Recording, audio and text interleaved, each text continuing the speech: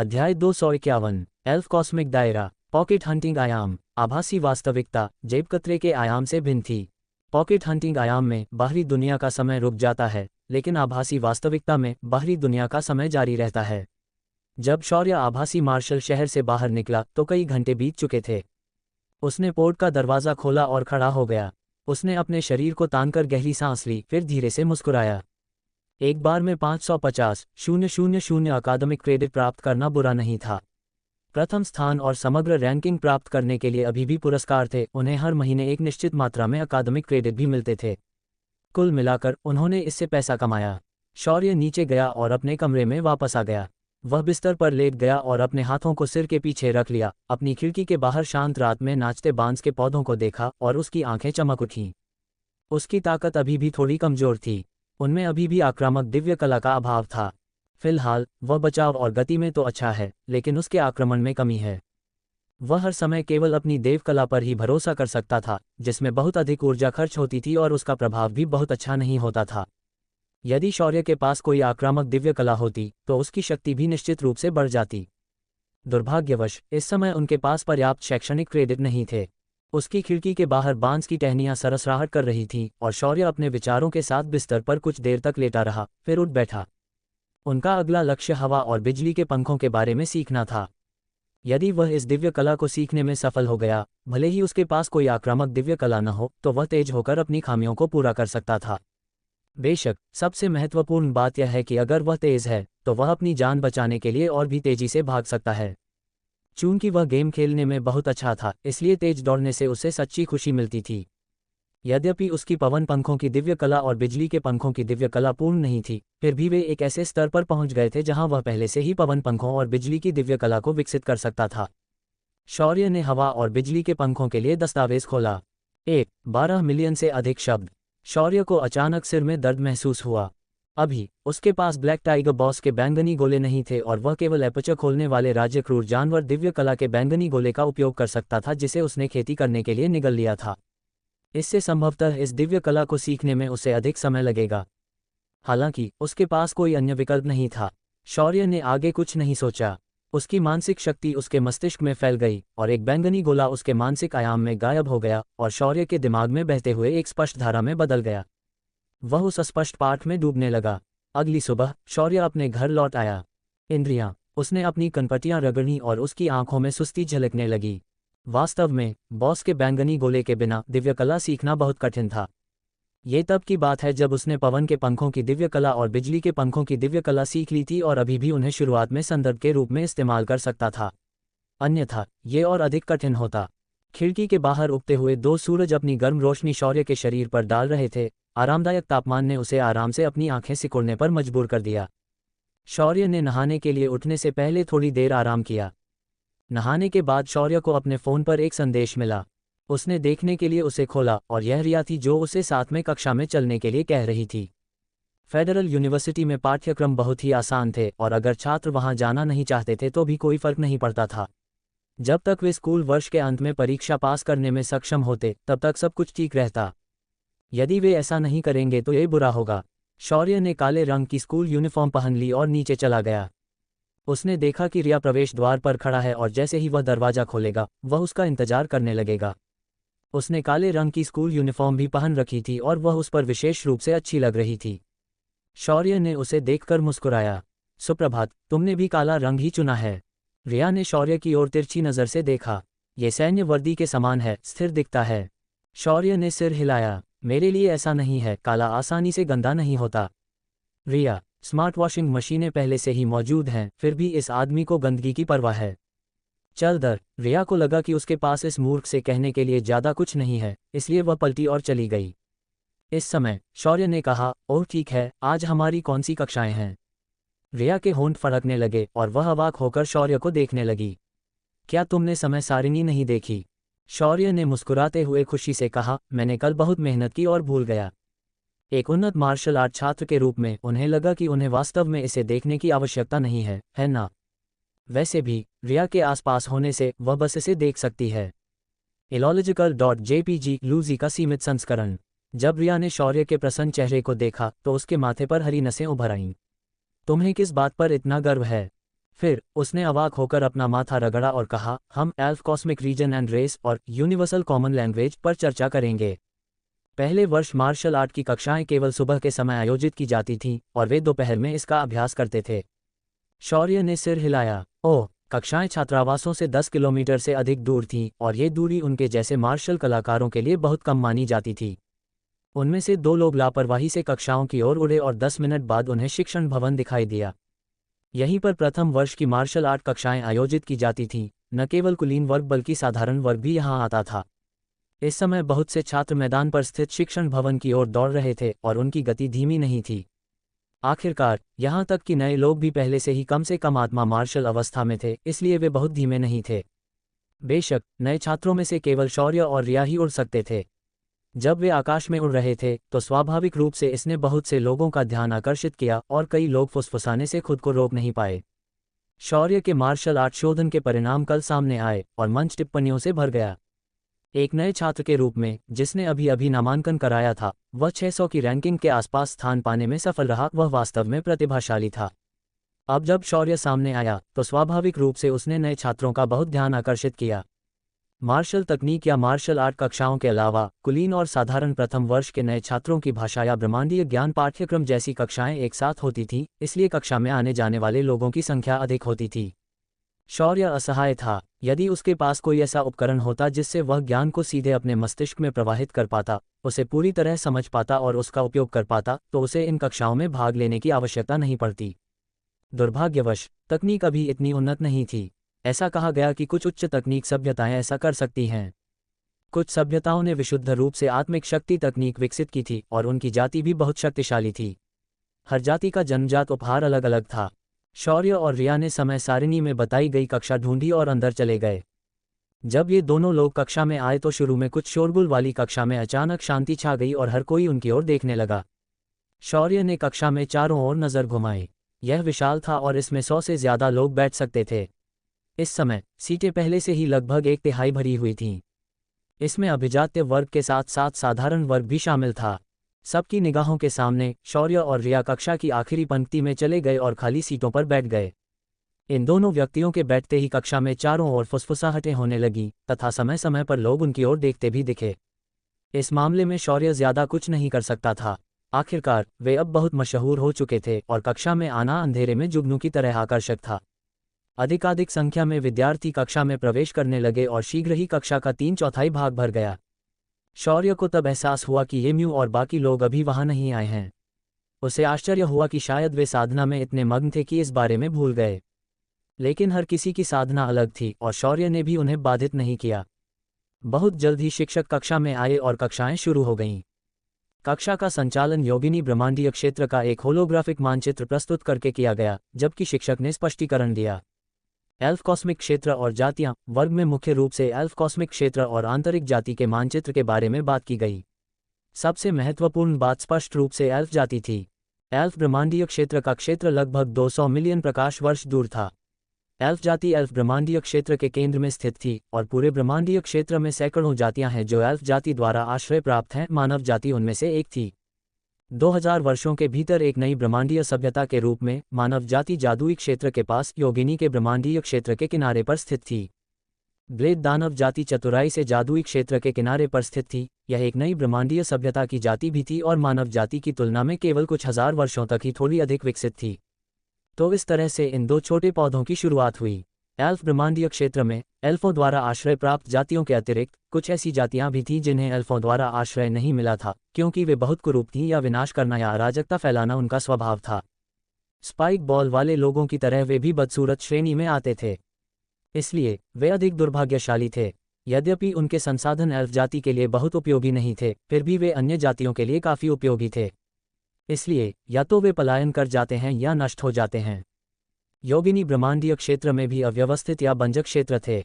इन क्षेत्रों में रहना कठिन था, इसलिए स्वाभाविक रूप से किसी भी जाति की इनमें रुचि नहीं थी। संभवतः केवल कृमि जाति ही इसमें रुचि रखेगी। ये कहना आवश्यक है कि ब्रह्मांड इतना बड़ा है कि इसका ब्रह्मांडीय क्षेत्र भी अकल्पनीय रूप से विशाल है। बेशक यह मानव जाति के लिए बहुत बड़ी बात थी। जहां तक उन सभ्यताओं का प्रश्न है जो ब्रह्मांड में करोड़ों वर्ष या उससे अधिक समय से विकसित हो रही हैं, वे ब्रह्मांड को किस प्रकार देखते हैं? शौर्य ने बताया कि वह इस बात को लेकर बहुत आश्वस्त नहीं थे। जब तक कक्षा समाप्त नहीं हो गई और शिक्षक कक्षा से चले नहीं गए, तब तक कई छात्र अभी भी होलोग्राफिक प्रक्षेपण में डूबे हुए थे और होश में नहीं आए थे। ये पाठ बहुत ही चौंकाने वाला था और इससे इन विशेषाधिकार प्राप्त विद्यार्थियों को ये पता चला कि वे वास्तव में कितने छोटे हैं। केवल अपने बारे में स्पष्ट समझ होने पर ही वे अपने भविष्य के लिए निर्णय लेना सीख सकेंगे। शौर्य ने अपना सिर हिलाया और राहत की सांस ली। आखिरकार यह खत्म हो गया, मुझे बहुत भूख लगी है। ये चीजें दैवीय कलाओं की तुलना में 10 के भीतर जोड़ने के समान सरल थीं। शौर्य ने केवल एक बैंगनी गोला का उपयोग किया और वह सब कुछ समझने में कामयाब हो गया जो उसे सीखना था। अगली बार उसे कक्षा छोड़ देनी चाहिए। रिया, जो शिक्षण सामग्री को गंभीरता से देख रही थी, ने अपना मुंह हिलाया और गहरी सांस ली। वह वास्तव में अपना भला निकालकर इस मूर्ख में कुछ छेद करना चाहती थी। रिया की विस्फोटक ऊर्जा को महसूस करते हुए शौर्य स्तब्ध रह गया और मुस्कुराया। यूनिवर्सल कॉमन लैंग्वेज की क्लास जल्द ही शुरू होने वाली है ना? ये कौन सी क्लासरूम है? क्या हम चलें? ये कक्षा है। रिया की निराश आवाज़ सुनकर शौर्य ने चुपचाप सिर हिलाया। ओह! ... रिया ऐसा लग रहा था जैसे वह फटने वाली थी, इसलिए उसे और अधिक उत्तेजित न करना बेहतर होगा। ब्रेक की अवधि केवल आधे घंटे की थी और कक्षा शुरू हो गई। शौर्य ने एक बार फिर पृथ्वी युग में एक विदेशी भाषा सीखने की भावना का अनुभव किया। इस बार जो बात अलग थी वह ये थी कि उसके पास एक बैंगनी गोला था। यदि आपके पास एक था तो ये गारंटी थी कि आप सीधे एक छात्र बन जाएंगे। यह इसके लायक था। सार्वभौमिक सामान्य भाषा कक्षा जटिल नहीं थी और बहुत जल्द ही कई छात्र सरल बातचीत करने में सक्षम हो गए। ये एल्फ कॉस्मिक क्षेत्र और दौड़ वर्ग से अलग था। इस पूरे पाठ में एक आनंदमय माहौल था। अध्याय 252। मेरा परिवार सितारे हैं। पॉकेट हंटिंग आयाम। सुबह की कक्षा समाप्त हो गई और शौर्य और रिया दूसरों की निगरानी में कक्षा से बाहर चले गए। चूंकि दोपहर में कक्षाएं नहीं थीं, इसलिए छात्र अपने अपने छात्रावास में लौट आए और वे दोनों भी छात्रावास की ओर उड़ चले।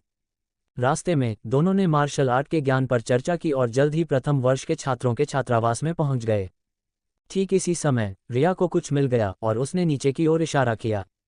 वह बोली, जी, उस बच्चे को देखो। शौर्य ने उस दिशा में देखा जिधर रिया इशारा कर रहा था और उसे एहसास हुआ कि सड़क के किनारे छात्रावास क्षेत्र में एक छोटी सी चांदी के बालों वाली लड़की थी जो लगभग 1 मीटर लंबी थी। छोटी लड़की ने हल्के गुलाबी रंग की पोशाक पहनी हुई थी। उसके छोटे पैरों में घुटनों तक की सफ़ेद मोजे, पैरों में गुलाबी चमड़े के जूते और एक लाल बैग थामे हुए थी। वह छोटे छोटे कदम आगे बढ़ा रही थी। उन्हें भी नहीं पता था कि वह कहाँ जा रही है। शौर्य, आज के समय में भी ऐसे छोटे बच्चे हैं जो बैग लेकर चलते हैं। रुको, मुद्दा यह नहीं है। आखिरकार कुछ ग्रहों पर रेट्रो होना काफ़ी लोकप्रिय था। प्रश्न यह है कि क्या यह उच्च श्रेणी के प्रथम वर्ष के विद्यार्थियों का छात्रावास क्षेत्र नहीं है? यहाँ एक छोटी लड़की क्यों होगी? उन्हें याद नहीं कि उनकी कक्षा में कोई छोटी लड़की थी। शौर्य ने छोटी लड़की की ओर देखा, जिसने यह नहीं देखा कि वे आकाश में थे और वह धीरे धीरे चल रही थी, और उसे लगा कि चीजें इतनी सरल नहीं थीं। हालांकि ये संघीय विश्वविद्यालय था और जिन्याओ ऋषि यहाँ थे, इसलिए यदि यह छोटी लड़की खतरनाक थी तो वह प्रवेश नहीं कर पाएगी। क्या ये छोटी बच्ची किसी शिक्षक की बेटी या किसी सहपाठी की छोटी बहन हो सकती है? इस विचार के साथ शौर्य रिया की ओर मुड़ा। रिया, अपनी दिव्य कला का उपयोग करके देखो कि इस छोटी लड़की के साथ क्या है। एक छोटी लड़की का यहाँ आना बहुत ही असामान्य बात थी। सुरक्षा के लिए शौर्य अभी भी रिया को यह देखना चाहता था कि यह एक अजीब व्यक्ति है या नहीं।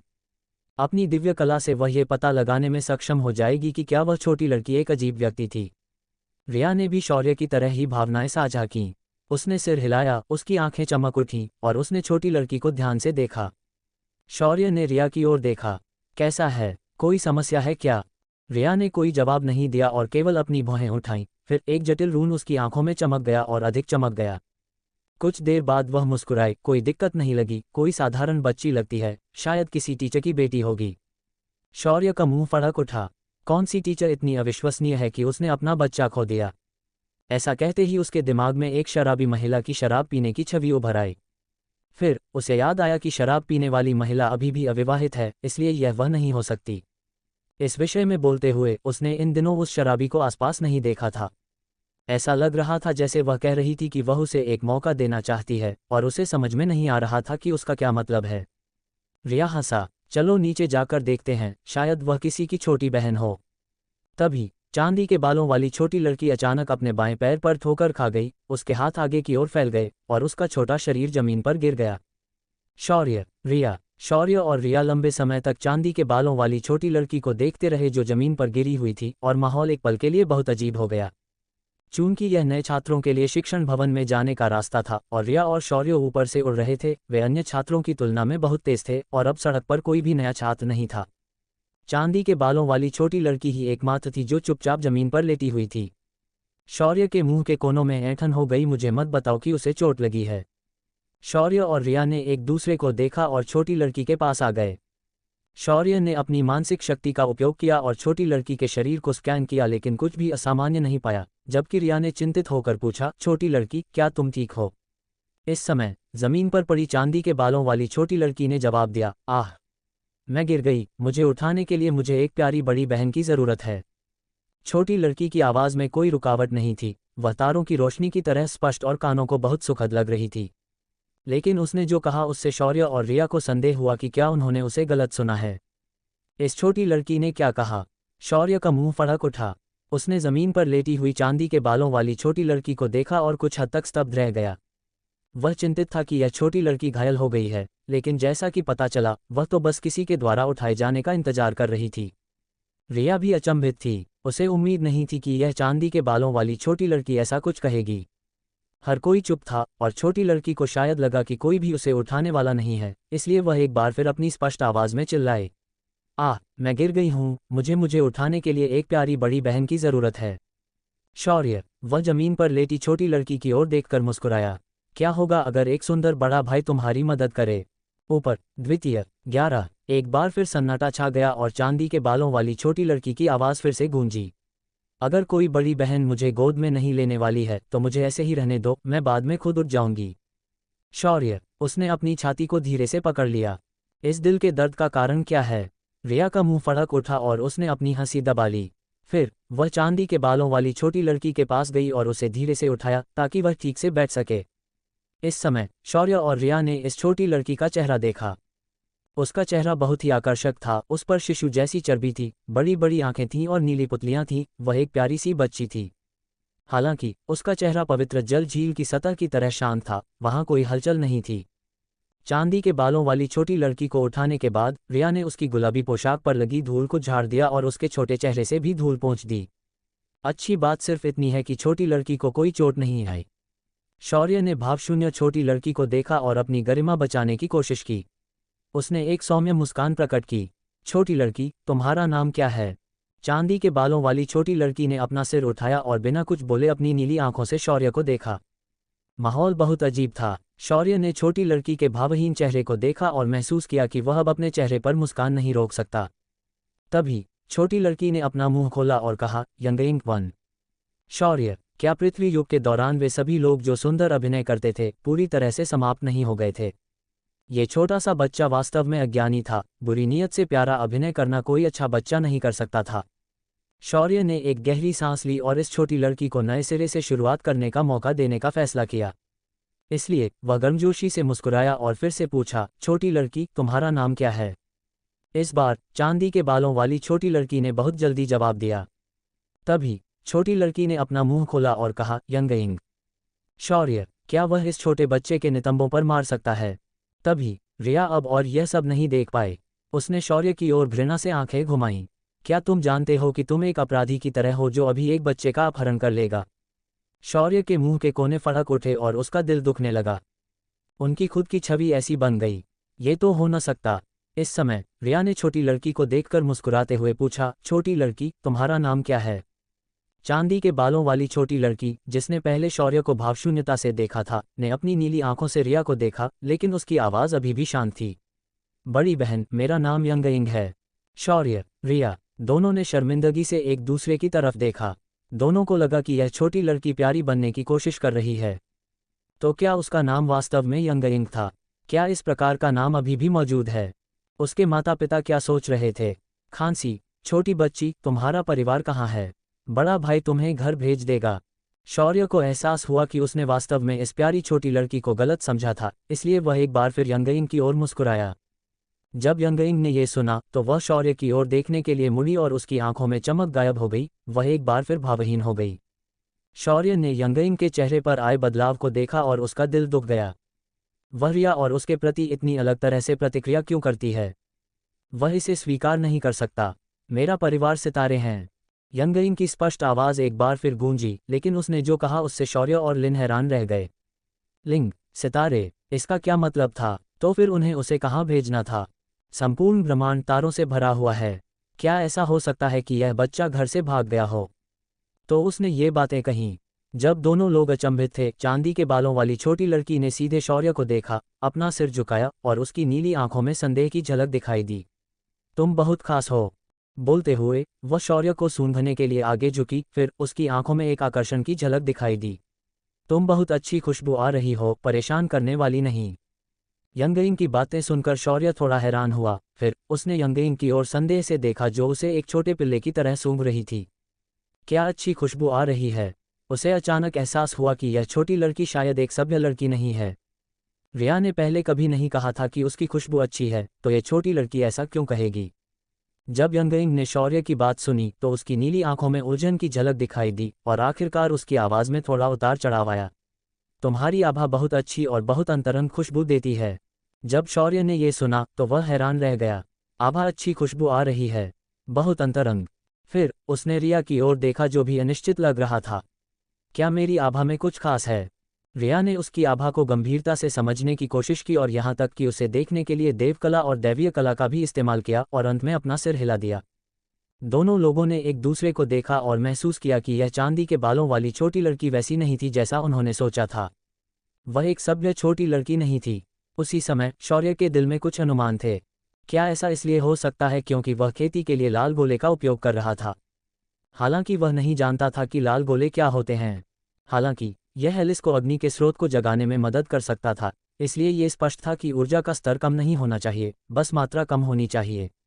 शायद वह खेती के लिए लाल गोले का उपयोग कर रहा था, इसलिए इस छोटी लड़की को यह एहसास हुआ। लेकिन रिया या नांगबुंग जिंग या यहाँ तक कि ब्लेड दानव जाति सहित उनसे पहले मिले सभी लोगों को यह एहसास क्यों नहीं हुआ? उसने चांदी के बालों वाली छोटी लड़की की ओर देखा जिसने उसकी गंध सूंघ ली थी और एक बार फिर उसमें रुचि नहीं दिखाई जब उसने अपना सिर रिया की ओर घुमाया। ये छोटा सा लड़का वास्तव में कौन है? अनुवादक का नोट। यह इंटरनेट पर इस्तेमाल की जाने वाली एक स्लैंग है जिसमें लड़कियों द्वारा सुंदर अभिनय करने पर रोने की आवाज़ आती है। अध्याय 253, छोटी लोलिता द्वारा बाल तस्कर समझ लिया जाना। पॉकेट हंटिंग आयाम। शौर्य ने चांदी के बालों वाली लोलिता यंगइंग को देखा, फिर अपनी नज़र रिया की ओर घुमाई जो उसकी ओर देख रही थी। यद्यपि छोटी लोलिता अनोखी लग रही थी, शौर्य और रिया उसमें से किसी भी आभा या बुरी मंशा को महसूस करने में असमर्थ थे। आगे शौर्य ने यंगइंग की ओर देखा जो चमकती आंखों से रिया को देख रही थी और मुस्कुराए। ये छोटी लोलिता एक असामान्य लोलिता है। एक सामान्य लोलिता संभवतः बड़ी लड़कियों को कैसे पसंद कर सकती है? तभी रिया ने यंगइंग को देखकर मुस्कुराया और पूछा, छोटी बहन, तुम यहाँ क्या कर रही हो? यंगइंग ने अपना सिर उठाया और उदासीनता से उत्तर दिया, यंगइंग। रिया थोड़ा चौंकी, फिर उसने यंगइंग को फिर से बोलते सुना, बड़ी बहन, आप मुझे यंगइंग कह सकती हैं। रिया ने यंगइंग की बातें सुनकर एक सौम्य मुस्कान प्रकट की और अपना हाथ उसके छोटे से सिर को सहलाने के लिए आगे बढ़ाया। फिर उसने जवाब दिया, तो छोटी यंगइंग, तुम यहाँ क्या कर रही हो? क्या तुम खो गई हो? यंगइंग ने अपना सिर हिलाया और सीधे खड़ी हो गई, अपने हाथों को अपनी कमर पर रखा और उसके भावहीन चेहरे पर भावों में थोड़ा बदलाव दिखा। उसके बाद उसने थोड़ी ऊंची आवाज में कहा, मैं टिंग को खोजने आई थी ताकि हम साथ में स्कूल जा सकें। मैं अभी उठी हूँ। टिंग। शौर्य और रिया ने कुछ हद तक खुश यंगइंग को देखा और फिर एक दूसरे की आंखों में संदेह के भाव लिए। अंत में रिया ने मुस्कुराते हुए पूछा, यंगइंग, टिंग कौन है? टिंग मेरी दोस्त है, वह मुझे झूले पर खेलने के लिए बाहर ले आए। टिंग नाम की छोटी लड़की के बारे में बात करते समय चांदी के बालों वाली छोटी लोलिता के चेहरे पर एक ज्यादा जीवंत भाव था, साथ ही उसकी चमकती नीली आंखों में एक चमक थी। यहाँ तक कि उसकी बोलने की आवाज़ भी थोड़ी तेज हो गई थी। जितना ज्यादा वे सुनते उतना ही शौर्य और रिया उलझन में पड़ जाते। ये छोटी लड़की अपनी छोटी दोस्त को साथ में क्लास लेने के लिए उनके विश्वविद्यालय क्यों आई थी? क्या वे संघीय विश्वविद्यालय में नहीं हैं? छोटी बच्ची को देखकर तो ऐसा लगता है कि वह किंडरगार्टन में होगी, है न? जरा ठहरिए। शौर्य और रिया को पलकें झपकती और उन्हें समस्या का एहसास हुआ। क्या इसका मतलब यह नहीं था कि यह छोटी लड़की किसी शिक्षक की बेटी या बहन नहीं थी? वह यहाँ इसलिए आई थी कि उसे अपने साथ स्कूल जाने के लिए एक छोटा सा दोस्त मिल जाए। जब उन्हें इस समस्या का एहसास हुआ तो उनकी आंखों में आश्चर्य साफ झलक रहा था। ये छोटी सी लड़की शुक्र ग्रह पर कैसे आए? शौर्य ने एक सौम्य मुस्कान प्रकट की और यंगइंग को देखा। छोटी यंगइंग, तुम यहाँ कैसे आई? यंगइंग ने अपना झुका सिर और शौर्य को देखा। उसकी गहरी आंखों में संदेह की झलक दिखाई दी, जैसे वह कोई आवेशपूर्ण प्रश्न पूछती हो। कैसे? मैं यही चाहती थी। आप चाहते थे कि? शौर्य का दिल धड़क उठा और उसे बोलने से पहले खुद को शांत करना पड़ा। क्या कोई तुम्हें यहाँ लाया है? तुम्हारे माता पिता कहाँ हैं? यंगइंग सवाल सुनकर रुक गई, मानो वह गहरी सोच में डूब गई हो। अंत में उसने अपनी आंखें चौड़ी की, जैसे कि उसे कुछ पता चल गया हो, और शौर्य को सावधानी से देखने के लिए मुड़ी। उसी समय वह 2 कदम पीछे हट गई। क्या तुम वही हो जिसे टिंगटिंग बाल तस्कर कहती है? क्या ये वह प्रसिद्ध सवाल है जो आप छोटे बच्चों से पूछते हैं कि उनके माता पिता आसपास हैं या नहीं? शौर्य, रिया, बाल तस्कर। शौर्य ने यंगइंग की स्पष्ट नीली आंखों में सतर्कता भरी नजर देखी और उसके सीने में दर्द महसूस हुआ। मैं, शौर्य, सुंदर, प्रतिभाशाली और असाधारण रोमांटिक व्यक्ति, वास्तव में एक छोटी लोलिता द्वारा बाल तस्कर के रूप में देखा जा रहा हूँ। अचानक उसके मन में मरने का विचार आया। उन्होंने तुरंत जवाब दिया, मैं यहाँ का छात्र हूँ। उसे लगा कि बच्ची लोलिता कुछ अनोखी है और वह उसके लिए खतरा नहीं बनना चाहता था। अगर वह वाकई कोई महत्वपूर्ण व्यक्ति होती तो क्या वह बड़ी मुसीबत में नहीं पड़ जाता? यंगइंग ने उसे संदेह भरी नज़रों से देखा। सच में? शौर्य ने अपना सिर हिलाया। बेशक, यंगइंग ने भी जवाब में अपना सिर हिलाया। ठीक है शौर्य, रिया, उसने मुझ पर ऐसे ही विश्वास कर लिया। दोनों ने एक दूसरे की ओर फिर से देखा और महसूस किया कि उनकी पिछली धारणा शायद गलत थी। कौन जानता था कि उनके सामने खड़ी लड़की एक साधारण सी छोटी लोलिता थी? कौन जानता था कि टिंगटिंग नाम की एक और छोटी लोलिता थी और यंगइंग उसे ढूंढने और उसके साथ स्कूल जाने वाली थी? लेकिन यहाँ आसपास किंडरगार्टन कहाँ है? शौर्य ने कहा कि उसे कुछ पता नहीं है। ठीक इसी समय यंगइंग ने अचानक पूछा, क्या तुम दोनों ने टिंगटिंग को देखा? शौर्य और रिया इस सवाल से थोड़ा चौंक गए। रिया यंगइंग के सामने बैठ गया और मुस्कुराया। टिंगटिंग कैसी दिखती है? बड़ी बहन आपको पूछने में मदद कर सकती है। यद्यपि वे नहीं जानते थे कि टिंगटिंग कौन थी, फिर भी उसे ढूंढने के कई तरीके थे। चूंकि वे पहले से ही उससे बात कर रहे थे, तो क्यों न उसकी मदद की जाए। बेशक, मुख्य कारण ये था कि यंगइंग बहुत प्यारी थी और उसने रिया को यंगइंग की देखभाल करने और उसकी रक्षा करने का आवेग दिया। यंगइंग ने अपना सिर बगल की ओर झुकाया, जैसे कि वह सोच में डूबी हुई हो, और फिर जवाब दिया, वह ऐसी दिखती है। जवाब देते समय उसका छोटा हाथ थोड़ा कांप उठा और उनके आसपास का 10 मीटर का क्षेत्र एकदम काला हो गया, मानो सूरज गायब हो गया हो। उसके बाद एक के बाद एक तारों की रोशनी दिखाई देने लगी और एक दूसरे से जुड़कर एक दृश्य की रूपरेखा तैयार करने लगी। इसमें एक छोटे से बगीचे को दर्शाया गया था, जिसमें एक छोटा सा झूला था जिसकी जंजीरें थोड़ी जंग लगी हुई थीं। चांदी के बालों वाली यंगइंग ने वही गुलाबी रंग की पोशाक पहन रखी थी, जिसके साथ घुटनों तक सफ़ेद मोजे और चमड़े के जूते थे। वह उसी भावशून्य भाव के साथ झूले पर बैठ गई, लेकिन उसके पीछे एक छोटी सी लोलिता खड़ी थी, जिसके गोल चेहरे पर एक शानदार मुस्कान थी। उसने झूले को धक्का दिया और उसे झूलने दिया, जबकि जंजीरों से चरमराहट की आवाज़ें निकल रही थीं। पूरा दृश्य 2 चोटी वाली छोटी लोलिता की हंसी से भरा हुआ था। शौर्य और रिया ने तारों की रोशनी से बनी छवि को अचंभित होकर देखा। उनकी आंखें भारी आश्चर्य से भरी हुई थीं। ये छोटी लोलिता वास्तव में कोई सामान्य छोटी लोलिता नहीं है। ये कौन सी तकनीक है? अपने हाथ की एक लहर से उसने उनके चारों ओर का सारा प्रकाश मिटा दिया और यहाँ तक कि एक छवि बनाने के लिए तारों की रोशनी भी पैदा कर दी। वह निश्चित रूप से एक बड़ी हस्ती है। हालांकि दोनों को पहले लगा था कि छोटी लोलिता साधारण नहीं थी, लेकिन उन्होंने यह उम्मीद नहीं की थी कि यह इतना अतिरंजित होगा। इसके अलावा छोटी लोलिता की हर हरकत और हर शब्द बिल्कुल एक छोटे बच्चे की तरह थे। वह स्कूल जाने के लिए अपनी सहेली को भी ढूंढ रही थी। ताना लिमिटेड, स्वतंत्र विपणन एजेंसी। उसकी उम्र की एक छोटी सी लड़की के पास इतनी भयानक शक्ति क्यों है? लूजी और रिया ने एक दूसरे को आश्चर्य से देखा। क्या ये पुनर्तः जागृत ब्रह्मांडीय स्तर की देव कला हो सकती है? और वह लंबे समय से इसमें खेती कर रही थी, या वह तो मानव ही नहीं थी शुरू से ही? दोनों को अचानक यंगइंग के शब्द याद आ गए, मेरा परिवार ही सितारे हैं। दोनों ने अविश्वास भरी आंखों से एक दूसरे को देखा। उन्होंने तो बस यही सोचा था कि छोटी लोलिता शरारत कर रही है, लेकिन अब ऐसा नहीं लगता। पौराणिक सितारा आत्मा जाति के बारे में कहा जाता है कि वे तारों की रोशनी से पैदा हुई हैं। जन्म के समय वे ब्रह्मांडीय क्षेत्र की स्थिति में होंगे और वयस्क होने पर ब्रह्मांडीय स्वामी बन जाएंगे। दोनों की आंखों में आश्चर्य और अविश्वास झलक रहा था। क्या ये छोटी लोलिता वास्तव में महान स्टार स्पिरिट रेस है? ये सोचते ही उनके माथे पर पसीना छलक आया। यह एक शक्तिशाली व्यक्ति है जो जन्म लेते ही ब्रह्मांडीय क्षेत्र में था। ब्रह्मांडीय प्राणी आसानी से आकाशगंगा को नष्ट करने में सक्षम हैं, लेकिन इसकी संभावना कम नहीं होनी चाहिए। आखिरकार ये छोटी लोलिता मानव जैसी दिखती है।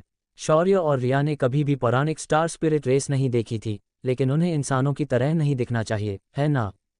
और तारा आत्मा जाति की जनसंख्या बहुत छोटी थी, पूरे ब्रह्मांड में उनकी संख्या 10,000 से भी कम थी। ब्रह्मांड इतना विशाल है, उनका किसी तारा आत्मा से सामना कैसे हो सकता है? उसके जागृत देवकला से युक्त एक विलक्षण प्रतिभा होने की संभावना अधिक होनी चाहिए, है ना? आखिरकार एलिस भी ऐसी ही एक मिसाल थी। कौन जानता था कि उसके शब्द सिर्फ एक छोटे बच्चे की बकवास थे। जैसे ही वे दोनों घबराई हुई थीं, तारों की रोशनी जैसी स्पष्ट आवाज़ फिर से सुनाई दी। बड़ी बहन, क्या तुमने टिंगटिंग को देखा? यंगइंग ने अपना प्यारा सा अंडे के आकार का चेहरा उठाया, जिस पर अभी भी बच्चे की चर्बी थी, और आश्चर्यचकित शौर्य और रिया को उत्सुकता भरी नज़रों से देखा। ये स्पष्ट था कि वह वास्तव में अपने साथी की तलाश करना चाहती थी। शौर्य और रिया ने गहरी सांस ली और अपने दिलों को शांत किया।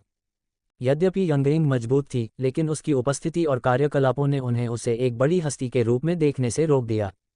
वह एक जीवंत छोटी लोलिता की तरह ही दिखती थी। इसके बाद दोनों ने तस्वीर में काले बालों वाली लोलिता की ओर देखा। दो पोनीटेल वाली लोलिताएं बहुत प्यारी लग रही थीं, लेकिन यंगइंग से उनकी तुलना नहीं की जा सकती थी। अंत में दोनों ने अपना सिर हिलाया। रिया ने थोड़ी शर्मिंदगी के साथ उत्साहित यंगइंग को देखा और क्षमा मांगते हुए जवाब दिया, माफ़ करना छोटी यंगइंग, बड़ी बहन ने इस छोटी लड़की को पहले नहीं देखा है। शौर्य ने भी अपना सिर हिलाया और बोलने ही वाला था कि उसे छवि में कुछ असंगतताएं नजर आईं। बगीचे के बाहर सड़क पर एक कार खड़ी थी जिसके 4 पहिए सड़क पर चल रहे थे। क्या संघ में अभी भी ऐसे वाहनों का प्रयोग किया जा रहा था? वह संशय में था, लेकिन फिर भी पूछने में कामयाब रहा, छोटी यंगइंग, ये बगीचा कहाँ है तुम्हारा? किसी व्यक्ति को ढूंढने के लिए पहले उसका स्थान जानना बेहतर होगा, है ना? जब यंगइंग ने उसका प्रश्न सुना तो उसने कई बार पलकें झपकाईं और विचार किया। कुछ देर बाद उसे कुछ याद आया और उसने ताली बजाई। पृथ्वी, मुझे याद है टिंगटिंग ने पहले भी कहा था, हम पृथ्वी पर रहते हैं जहां झूले हैं। शौर्य और रिया उसकी प्रतिक्रिया से चौंक गए। शौर्य ने रिया को देखा और पूछा, वर्तमान पृथ्वी अब कैसी दिखती है? अपने अतीत के कारण वह विशेष रूप से पृथ्वी की खबरें जानने की कोशिश करता था, लेकिन ऐसा लगता है कि वर्तमान पृथ्वी पर भी ऐसी कोई प्राचीन काल नहीं है ना? रिया भी स्पष्ट रूप से स्तब्ध थी। जब वह छोटी थी तो वह कई बार पृथ्वी पर आ चुकी थी। हालांकि उसे यह अच्छी तरह से याद नहीं था, फिर भी उसे इसकी कुछ याद थी। वर्तमान पृथ्वी पर इस प्रकार की कार नहीं होनी चाहिए। शुरुआती अंतरतारकीय युग में जब गुरुत्वाकर्षण उपकरण का उत्पादन किया गया था और उड़ने वाली कारों का निर्माण किया गया था, तब ऐसे वाहनों का निर्माण पहले ही समाप्त हो चुका था। उस समय मनुष्य अभी भी अंतरिक्ष यात्रा करने में असमर्थ थे। शौर्य ने अपनी ठुड्डी खुजाते हुए पूछा, शायद पृथ्वी पर अभी भी कुछ पुराने स्थान हैं? रिया ने जब उसका स्पष्टीकरण सुना तो सिर हिलाया। ये सच हो सकता है। आखिरकार मानवता का निवास करने वाले प्रथम ग्रह के रूप में पृथ्वी ने अभी भी कुछ सांस्कृतिक विरासत को बरकरार रखा होगा। कौन जानता है कि कुछ ऐसे स्थान भी थे जिन्होंने अंतरतारकीय युग को बनाए रखा था। जैसे ही शौर्य और रिया एक ही पृष्ठ पर थे, यंगइंग अचानक निराशा में बोल पड़ी, जब मैं टिंगटिंग को खोजने गई तो झूला अब वहां नहीं था। शौर्य, रिया दोनों ने यंगइंग की ओर देखा, जो भावशून्य से भावनात्मक रूप से निराश हो गई थी। उन्होंने अपना मुंह खोला, फिर भी उन्हें नहीं पता था कि क्या कहना है। क्या वह ये कहना चाह रही है कि वह सोई और जाग गई? वह एक बार में 2000 साल तक कैसे सो सकती है? क्या यह मानवीय रूप से संभव है? शौर्य और रिया को एहसास हुआ कि उसके स्टार आत्मा होने की संभावना अधिक हो गई थी। रिया ने मुस्कुराते हुए और बोलते हुए गंभीर माहौल को तोड़ा, छोटी यंगइंग, क्यों न मैं उसे ढूंढने में तुम्हारी मदद करने के लिए लोगों को ढूंढूं? इस बीच तुम एक दिन के लिए फेडरल यूनिवर्सिटी में क्यों नहीं रुकती? उसके दादाजी एक ऋषि थे, उनके लिए किसी व्यक्ति की जांच करना आसान होगा। यंगइंग ने तुरंत अपनी आंखें खोलीं और रिया को देखा और पूछा, क्या हम टिंगटिंग को ढूंढ सकते हैं? रिया हंसा, मैं तुमसे ये वादा नहीं कर सकता, लेकिन मुझे लगता है कि यह उससे कहीं ज्यादा तेज होगा जो तुम अभी कर रहे हो। जब यंगइंग ने अनिश्चितता सुनी तो उसने फिर से निराशा में अपना सिर झुका लिया। बगल में शौर्य को अपने जिगर में दर्द महसूस हुआ। वह एक सर्वशक्तिमान बड़ी शॉट है, रिया, तुम सच में उसे रखना चाहते हो? लेकिन यंगइंग की दयनीय हालत देखकर शौर्य रिया का खंडन करने में असमर्थ था। प्यारी सी लोलिता के पास लोगों को अपनी ओर आकर्षित करने के लिए आकर्षक रूप था। हालांकि वह बहुत शक्तिशाली दिखती थी, लेकिन उसका चरित्र वास्तव में एक छोटी सी लड़की का था। अध्याय 254, लूजी। वह लूजी फिर से पॉकेट हंटिंग आयाम भी। शौर्य ने चमकती आंखों से यंगइंग को देखा। अगर वह वाकई महान स्टार स्पिरिट रेस से थी तो यंगइंग सिर्फ ग्रह को नष्ट करके लोगों की जान नहीं लेगी। स्टार स्पिरिट रेस का जन्म तारों की रोशनी से हुआ था और वह ग्रह और जीवन के प्रति बहुत दयालु थी। इसके अलावा वे इतने शक्तिशाली और प्रतिभाशाली थे कि यदि वे प्रतिदिन सोते भी रहें तो भी यदि वे सामान्य रूप से बढ़ते रहें तो वे ब्रह्मांड के स्वामी बन सकते थे। वे अमर थे और ग्रह तथा जीवन के प्रति दयालु थे, इसलिए किसी भी चीज के लिए प्रतिस्पर्धा करने की कोई आवश्यकता नहीं थी। इससे पहले तारा आत्मा जाति द्वारा किसी भी जाति या ग्रह को नष्ट करने के बारे में कोई कहानी नहीं थी। इसके विपरीत उनके द्वारा ग्रहों और आकाशगंगाओं के निर्माण की कई कहानियां प्रचलित थीं। दूसरे शब्दों में, यदि आप इस छोटी लड़की को मानव जाति के साथ छोड़ देते हैं जब तक कि वे अच्छे संबंध स्थापित करते हैं, तो शायद ये लोगों के लिए अच्छा होगा। इसके अलावा लाल गोले के कारण वह उसके करीब महसूस कर रही थी, शायद वह इसका फायदा उठा सके। आखिरकार ये छोटी लड़की अभी भी किंडरगार्टन में साथ पढ़ने के लिए अपनी नन्ही दोस्त की तलाश कर रही थी। ऐसा लग रहा था कि वह अभी परिपक्व नहीं हुई है। उसे बेवकूफ़ बनाना बहुत आसान होना चाहिए। खांसी उससे संवाद करना, है ना? रिया को भी यही भावनाएं रखनी चाहिए, है ना? शौर्य ने अपना सिर नीचे किया और देखा कि रिया यंगइंग को प्यार भरी नज़रों से देख रहा था। उसका मुंह बेकाबू होकर फड़क रहा था। हो सकता है कि वह बहुत ज़्यादा सोच रहा हो सकता है कि यह सिर्फ मात्र प्रवृत्ति हो। उसके बाद रिया ने एल्डरलिन को एक संदेश भेजा और स्पष्ट रूप से उसे अपने अनुमान के बारे में बताया। उसे उम्मीद थी कि एल्डरलिन जल्दी से टिंग को ढूंढ लेंगे और यंगइंग के बारे में पता लगा लेंगे। आखिरकार, हालांकि यह बहुत संभावना थी कि यंगइंग स्टार स्पिरिट रेस से थी, लेकिन अन्य संभावनाएं भी थीं, इसलिए उन्हें स्वाभाविक रूप से इसे गंभीरता से लेना पड़ा। अगर यंगइंग वास्तव में स्टार स्पिरिट रेस से थी तो एक अच्छा रिश्ता स्थापित करने की आवश्यकता थी। फिर मानव जाति के लिए एक और रास्ता हो सकता है। एक और आर। इस समय तेलुन प्रणाली पर सफ़ेद बालों वाले एल्डरलिन शिक्षा विभाग के कार्यालय में बैठे थे। वह अच्छे मूड में था और मुस्कुरा रहा था। रिया को अंततः अपनी ताकत विरासत में मिली। उस छोटे बच्चे के लिए अपनी विरासत को स्वीकार करना आसान नहीं था। इस तरह, यदि वह सचमुच मर भी गया तो भी उसकी शक्ति नीचे चली जाएगी और उसने मानव जाति को निराश नहीं किया होगा। शौर्य ने इस मामले में अद्भुत काम किया है। साथ ही उस बच्चे की ताकत बहुत जल्दी बढ़ गई। वह प्रतिभाशाली भी था और उसका स्वभाव भी अच्छा था। जैसे ही एल्डरलिन गहराई से सोच रहे थे, उनका फ़ोन अचानक बज उठा। जब उसने देखा कि यह रिया का संदेश था तो उसके चेहरे पर तुरंत मुस्कान आ गई और उसने उसे पढ़ने के लिए खोला। जब एल्डरलिन ने संदेश देखा तो वह तुरंत खड़े हो गए। उसका चेहरा हल्का सा लाल हो गया था और जो हाथ कभी किसी अजेय प्रतिद्वंद्वी के सामने भी नहीं कांपते थे, वे इस समय कांप रहे थे। Star spirit. फेडरल यूनिवर्सिटी में एक संदिग्ध स्टार स्पिरिट दिखाई दी है। उसकी आंखें फड़कने लगीं और उसकी सांसें तेज हो गईं। रिया और शौर्य की तुलना में उसने ब्रह्मांड की विशालता का अनुभव किया था। हालांकि उसने पहले कभी असली स्टार स्पिरिट नहीं देखी थी, लेकिन उसने रिया और शौर्य से ज़्यादा उनके बारे में सुना था। यह मानव जाति के लिए एक बढ़िया अवसर था। यदि यह वास्तव में एक सितारा आत्मा थी। वह हवा में घूरने लगा। उसे अपने पुराने साझेदारों से संपर्क किए हुए काफ़ी समय हो गया था। वह अब लगभग एक बेकार व्यक्ति बन चुका था और उसे सारी जिम्मेदारी उनके कंधों पर डालनी थी, इसलिए वह उन्हें परेशान भी नहीं करना चाहता था। अभी तो ऐसा लग रहा था कि उसे उससे फिर से संपर्क करने की ज़रूरत है। और उसकी आंखों में आशा की एक किरण चमक उठी। उसने सोचा कि क्या यह उसकी चोट के लिए एक अवसर था। अगर कोई सितारा आत्मा मदद करे तो उसकी चोट ठीक हो सकती है। यह विचार करते हुए एल्डरलिन ने एक ऐसे नंबर पर संपर्क किया जिस पर उन्होंने बहुत लंबे समय से संपर्क नहीं किया था। डॉन सिस्टम। ग्रह जिन्याओ। जंगल के गहरे में एक विशाल तेज बहता झरना था। झरने के नीचे एक चौड़ी नदी बह रही थी जो दूर तक घूम रही थी। झरने के पास नदी के किनारे एक लॉग केबिन बनाया गया था। इस समय केबिन के सामने नदी के किनारे एक दुबला पतला बूढ़ा आदमी मछली पकड़ रहा था। नदी पर मछली पकड़ने वाला बोया अचानक 2 बार हिला और पहले से नींद में डूबे बूढ़े व्यक्ति की आंखें चमक उठी तथा वह अपनी सांस रोककर इंतजार करने लगा। ठीक इसी समय एक कान फाड़ देने वाली ध्वनि गूंजी। नदी के नीचे से प्रकाश की एक छोटी सी सुनहरी धारा चमकती हुई दूर तक चली गई। दुबले पतले बूढ़े आदमी ने देखा कि वह शिकार जिसका वह 3 साल से इंतजार कर रहा था, भाग रहा है। उसने पागलों की तरह अपने पैर पटकने शुरू कर दिए और उसके पूरे पच्चेहन कठोर मिट्टी में गहराई से अंकित हो गए। उसने अपना फ़ोन निकालते हुए गाली दी और आने वाली कॉल को देखकर उसके चेहरे का भाव बदल गया और उसकी निगाहें उलझन भरी हो गईं। फिर उसने अपने सफ़ेद दांत दिखाते हुए फ़ोन उठाया।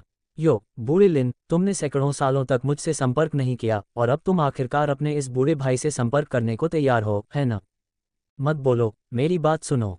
जब दुबले पतले बूढ़े व्यक्ति ने एल्डरलिन की बात सुनी तो उसके चेहरे की मुस्कान धीरे धीरे गायब हो गई और उसके चेहरे पर गंभीरता आ गई। दोनों को बातचीत करने का समय मिलने से पहले ही फ़ोन काट दिया गया। एल्डर लिन को यंगइंग और टिंगटिंग के बारे में पता लगाना था, जबकि दुबले पतले बूढ़े व्यक्ति को उसके बाद व्यक्तिगत रूप से योजनाओं की व्यवस्था करनी थी। एक अज्ञात व्यक्ति जो संघीय विश्वविद्यालय में उसके बिना जाने ही प्रवेश कर गया, वह संभवतः महान सितारा आत्मा हो सकती है। दुबले पतले बूढ़े आदमी ने अपनी कनपटी रगड़ी और खुद से बुदबुदाया, शौर्य, ये वही शौर्य है। दोबारा, हाल ही में वह उस आदमी के बारे में खबर सुन रहा था। उसकी आंखें चमक उठीं, और यदि यह संकट न होता तो उसे मिलने का अवसर अवश्य ढूंढना पड़ता। अब उसे पहले इस मामले का ध्यान रखना था। यदि यह कोई सितारा आत्मा होती तो यह आश्चर्यजनक होता। रिया ने संदेश भेजने के बाद राहत की सांस ली। यह मामला बहुत बड़ा था, वह और शौर्य इसे अकेले नहीं संभाल सकते थे, इसलिए उन्होंने सेना की सहायता लेने का फैसला किया। ये देखकर कि रिया ने संदेश भेजा है, शौर्य को थोड़ी राहत मिली। फिर रिया ने यंगइंग को देखकर मुस्कुराते हुए धीरे से कहा, छोटी यंगइंग, चूंकि यहाँ बहुत से लोग हैं, हमें तुम्हारे दोस्त को ढूंढने में लगभग 1 दिन लगेगा। तुम पहले वापस जाकर आराम क्यों नहीं कर लेती? कल फिर यहाँ आओ, हम यहाँ तुम्हारा इंतजार करेंगे। जब यंगइंग ने यह सुना तो उसके भावहीन चेहरे पर उत्सुकता की झलक दिखाई दी और उसने सिर हिलाकर कहा, हाँ। बोलते बोलते वह सड़क के किनारे लगे बड़े पेड़ की ओर मुड़ी और अपना बैग सावधानी से अपने सामने रख लिया। फिर उसने अपना बैग गले से लगाया और पेड़ से टिककर बैठ गई। उसने शौर्य और रिया को भावशून्यता से देखा और कहा, मैं अब आराम करूंगी, कल आप लोगों से मिलूंगी। शौर्य, रिया, तुम यहाँ कैसे आराम कर सकते हो? हालांकि यह छोटी लड़की एक शक्तिशाली बड़ी बॉस थी, एक छोटी लड़की को इस तरह बाहर आराम करने देना, यहाँ तक कि शौर्य भी थोड़ा शर्मिंदा था। रिया का तो कहना ही क्या? क्या उसका कोई घर नहीं है? शौर्य ने गहरी सांस ली और मुस्कुराया। छोटी यंगइंग, क्या तुम आमतौर पर ऐसे ही आराम करती हो? यंगइंग ने शौर्य को देखा और संदेह से देखा। पूरा तारों वाला आकाश मेरा विश्राम स्थल है, क्या कुछ गड़बड़ है? शौर्य, रिया, दोनों ने यंगइंग के भावहीन चेहरे को देखा और चुप हो गए। अंत में रिया ने कहा, यंगइंग, तुम मेरे घर पर क्यों नहीं सोती? जब शौर्य ने यह सुना तो उसने अपनी भौहें उठाईं और रिया की ओर देखा। चूंकि हमें इंतजार करना होगा, इसलिए तुम दोनों मेरे घर आ सकते हो। रिया ने पलटकर शौर्य की तरफ देखा और बिना कुछ कहे अपने होंठ सिकोड़ लिए। यंगइंग को उम्मीद नहीं थी कि ये दोनों लोग उसे घर बुलाएंगे। उसने बिना किसी भाव के उन दोनों की ओर देखा और कुछ देर चुप रहने के बाद वह कुछ अनिश्चित सी लग रही थी और बोली, क्या मैं सचमुच जा सकती हूँ? लूजी और रिया ने एक दूसरे को देखा। ये छोटी लड़की इतनी मजबूत अभिजात वर्ग कैसे है? अगर उन्होंने अभी इस छोटी लड़की की अद्भुत हरकतें नहीं देखी होती तो वे कभी विश्वास नहीं करते कि यह शर्मीली और भावहीन छोटी लड़की वास्तव में इतनी मजबूत होगी। शौर्य ने सिर हिलाया और मुस्कुराया, हाँ। ठीक इसी समय एक ध्वनि सुनाई दी और आसमान से सुनहरी और गुलाबी रोशनी गिरी जो 2 लड़कियों में बदल गई। शौर्य और रिया ने 2 लोगों को उतरते हुए देखा और कुछ हद तक चौंक गए। वे नांगुंग जिंग और कियुएहेशा थे। ऐसा लगता है कि जैसे ही रिया का संदेश भेजा गया, दूसरे पक्ष ने तुरंत कार्रवाई शुरू कर दी। लेकिन क्या ये थोड़ा ज़्यादा तेज नहीं है? क्या उन्होंने सचमुच कुछ ही मिनटों में 2 लोगों को भेज दिया? और ये दोनों ही क्यों? शौर्य ने रिया को संदेह से देखा और रिया मुस्कुराया। यंगइंग लड़कियों के साथ अधिक सहज लगती थी और मैंने एल्डर लिन से इस बारे में बात की थी। शौर्य का मुंह फड़क उठा। कोई आश्चर्य नहीं कि ये 2 लोग आए। शौर्य ने नांगोंग जिंग और कियुएहेशा को देखा जो एक दूसरे को घूर रहे थे और वहां एक अमानवीय माहौल था। इस विषय पर बोलते हुए ऐसा प्रतीत हुआ कि उन्होंने कियुएहेशा के नामांकन निमंत्रण को अस्वीकार कर दिया था। उन्होंने सोचा कि क्या ये बेहद खूबसूरत महिला उनसे द्वेष रखेगी। यदि उसने ऐसा किया तो शौर्य ने इस व्यक्ति की आकर्षक देवकला के बारे में सोचा और उसे सिरदर्द हो गया। यदि उसने उससे निपटने के लिए इस देवकला का उपयोग किया तो इसका प्रभाव नांगोंग जिंग की लौह मुट्ठी से ज्यादा बुरा नहीं होगा। शौर्य घबराने लगा। इस समय कियुएहेशा ने नांगोंग जिंग की ओर एक प्यारी सी मुस्कान दिखाई और उसका लहजा मोहक था क्योंकि उसने कहा, मुझे वास्तव में समझ में नहीं आता कि आप जैसी हिंसक लोहे की मुट्ठी वाली माँ ड्रैगन एक बच्चे की उचित देखभाल कैसे कर सकती है। उच्च अधिकारियों ने आपको क्यों भेजा? मेरे रास्ते में मत आओ। जब नांगोंग जिंग ने यह सुना तो वह परेशान हो गई और कियुएहेशा को घूरने लगी। तुम्हारा क्या मतलब है? मैं निश्चित रूप से एक बच्चे की देखभाल करने में तुम्हारी तरह एक लोमड़ी से बेहतर हूँ। लूजी और रिया, ऐसे नाजुक समय में वे कैसे लड़ सकते थे? उनका रिश्ता थोड़ा बहुत भयानक है ना? लेकिन शुक्र है कि इन दोनों लोगों को पता था कि मौजूदा स्थिति ज्यादा महत्वपूर्ण थी और यह शुरुआत में एक दूसरे के लिए सिर्फ एक विनम्र अवमानना थी। उन्होंने आगे कुछ नहीं कहा और एक दूसरे से दूर हो गए। यंगइंग ने शुरुआत में बस उन दोनों की तरफ देखा, फिर अपनी नज़रें हटा लीं और सावधानी से अपना लाल स्कूल बैग उठाते हुए रिया की तरफ चली गई। ऐसा लग रहा था कि रिया उसे अच्छी महक वाले शौर्य से ज्यादा पसंद था। इससे शौर्य की भावनाओं को वाकई ठेस पहुंची। वह निराश था क्योंकि वह लिंग के साथ प्रतिस्पर्धा नहीं कर सकता था। अध्याय 255। अचानक इस बारे में एक बुरा अनुमान लगाओ। पॉकेट हंटिंग आयाम। जब उनका झगड़ा बंद हो गया तो कियूहेशा ने यंगेइन की ओर देखा। ये छोटी सी लड़की, मुझे तो कोई आभा महसूस ही नहीं हो रही। क्या ये छोटी लड़की सचमुच बहुत शक्तिशाली है? कियूहेशा की आंखें चमक उठीं और वह अविश्वास में थी। हालांकि अगर ऐसा है भी तो भी वह थोड़ी सावधान थी। फिर उसने शौर्य की ओर देखा जो यंगेइन के बगल में था। शौर्य को देखने के बाद कियूहेशा का मुंह ऊपर की ओर मुड़ गया और एक आकर्षक मुस्कान प्रकट हुई जिससे शौर्य घबरा गया। इस आदमी ने वास्तव में उसके निमंत्रण को अस्वीकार कर दिया। वह उस हिंसक लौहमुट्ठीमार ड्रैगन के पास भाग गया। लेकिन क्योंकि यंगेइंग यहाँ थी, वह शौर्य के साथ परेशानी नहीं उठा सकती थी। नांगोंग जिंग ने भी यंगेइंग की ओर देखा जो समय समय पर उसे और लोमड़ी को देखती रहती थी। ये चांदी के बालों वाली छोटी लड़की वास्तव में एक स्टार स्पिरिट रेस है। खबर मिलते ही दोनों तुरंत वहां पहुंचे। जिन्या और ऋषि अपनी मानसिक शक्ति का उपयोग करते हुए आगे बढ़े, लेकिन उन्हें एहसास हुआ कि यंगेइंग एक साधारण छोटी लड़की लग रही थी। बस हवा में एक आभा थी जिसने उन्हें कांपने पर मजबूर कर दिया। इससे उसे ये भी समझ में आ गया कि चाहे वह छोटी लड़की कोई सितारा आत्मा जाती थी या नहीं, वह कोई साधारण प्राणी नहीं थी। यदि वह आता भी तो कुछ बदल नहीं सकता था, इसलिए वह कोई बड़ा हंगामा नहीं खड़ा करना चाहता था और उसने उसके साथ मित्रतापूर्ण तरीके से बातचीत करने की पूरी कोशिश की। सौभाग्यवश यंगेइंग अब तक एक असली छोटी लड़की की तरह ही व्यवहार कर रही थी। जाहिर है वे भी नहीं जानते थे कि वह इस तरह क्यों थी। इसलिए उन्होंने शीर्ष दो आकृतियों नांगोंग जिंग और कियूहेशा को लाने का फैसला किया। एक तरफ शौर्य और रिया के तनाव को कम करने के लिए और दूसरी तरफ मानव जाति का प्रतिनिधित्व करने के लिए। इस समय रिया ने यंगेइंग के सिर को छुआ और मुस्कुराया। छोटी यंगेइंग, ये दो बड़ी बहनें मदद करने के लिए यहाँ हैं।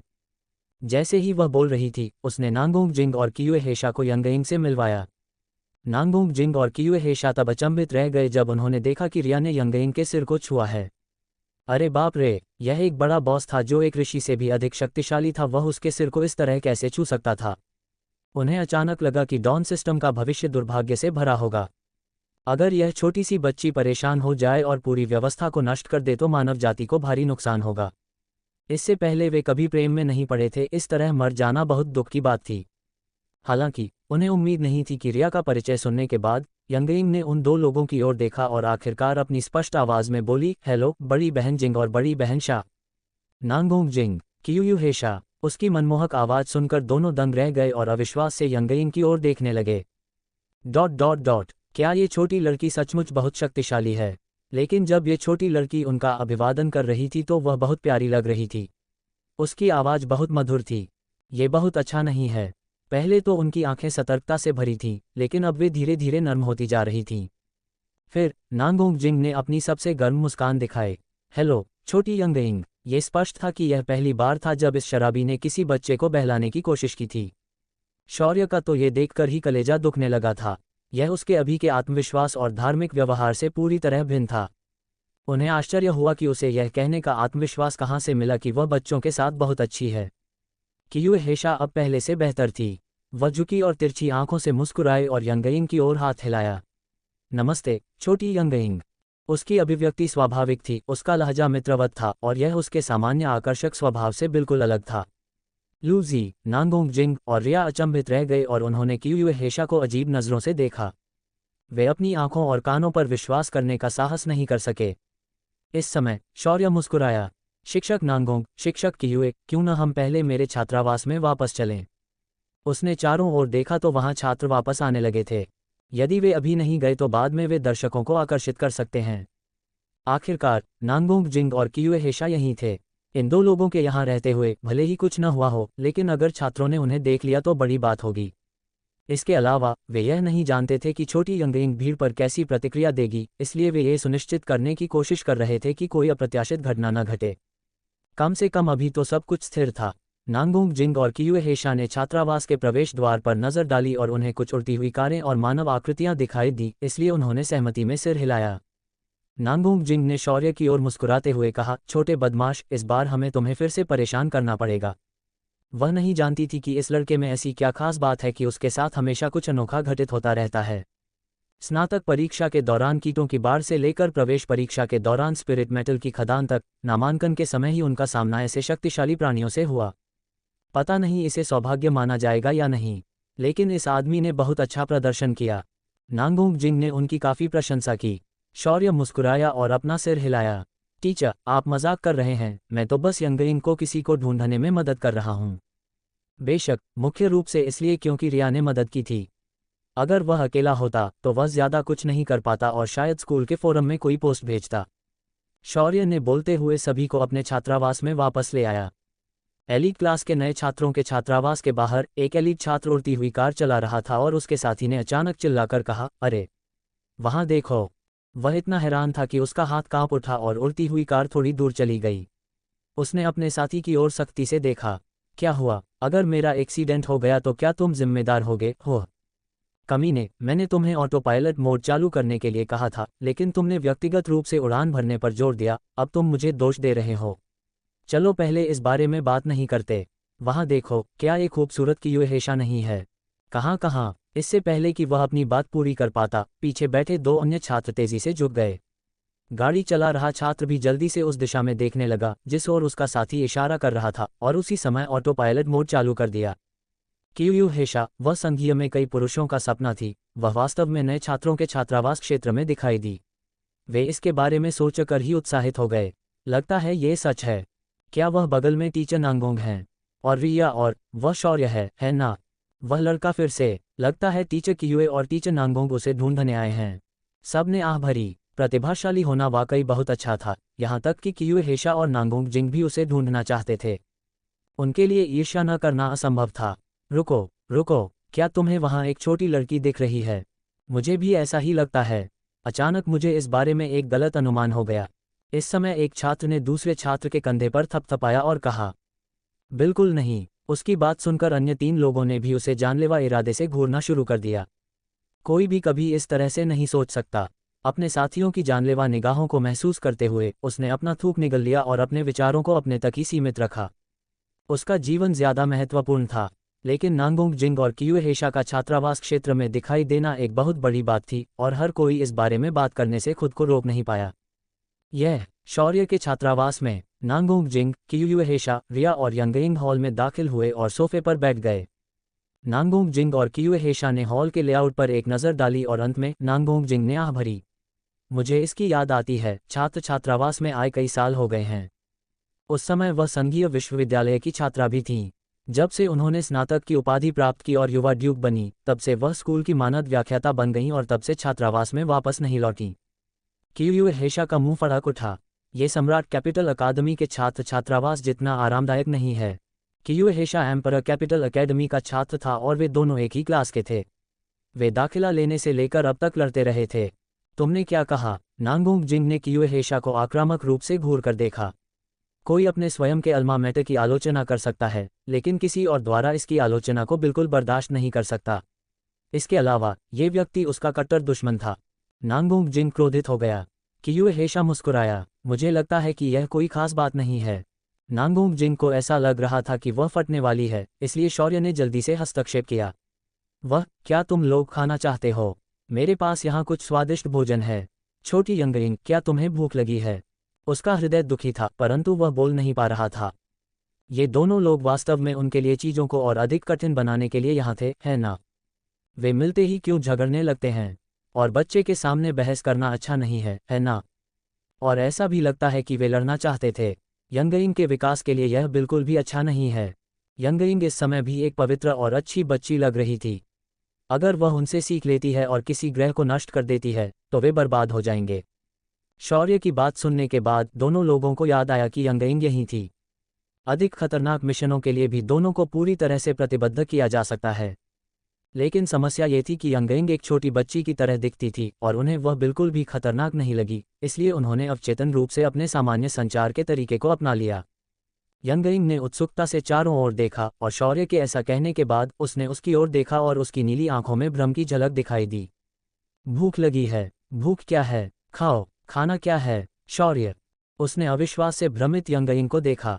इस छोटी लड़की ने पहले कभी खाना नहीं खाया था। अफसोस की बात है, अगर कोई स्वादिष्ट भोजन का आनंद नहीं ले सकता तो जीने का क्या मतलब है? ये कैसी यातना थी? शौर्य ऐसी जिंदगी की कल्पना भी नहीं कर सकती। उसने तुरंत यंगइंग की ओर सहानुभूतिपूर्वक देखा। सुंदर बड़ा भाई तुम्हें खाना सिखाएगा। उसने यंगयिंग को कड़वाहट के सागर से बचाने का फैसला किया। यह एक भोजन प्रेमी की विरासत है। रिया और नांगोंग जिंग अवाक रह गए जब उन्होंने शौर्य की दृढ़ निगाह देखी। यह मूर्ख फिर से अजीब हो गया है। कियुए हेशा शौर्य से बहुत परिचित नहीं थी और उसे केवल उसके निमंत्रण को अस्वीकार करने के कारण ही याद था। शौर्य के व्यवहार को देखकर कियुए हेशा के दिमाग में सवालिया निशान उठने लगे। यंगयिंग मनुष्य नहीं है तो उसके न खाने में क्या अजीब बात है। इस समय यह आदमी मिशनरी जैसा क्यों लग रहा है। अध्याय 256 बड़ा खाने का शौकीन और छोटा खाने का शौकीन। पॉकेट हंटिंग आयाम। शौर्य एक आदमी बनना चाहता था।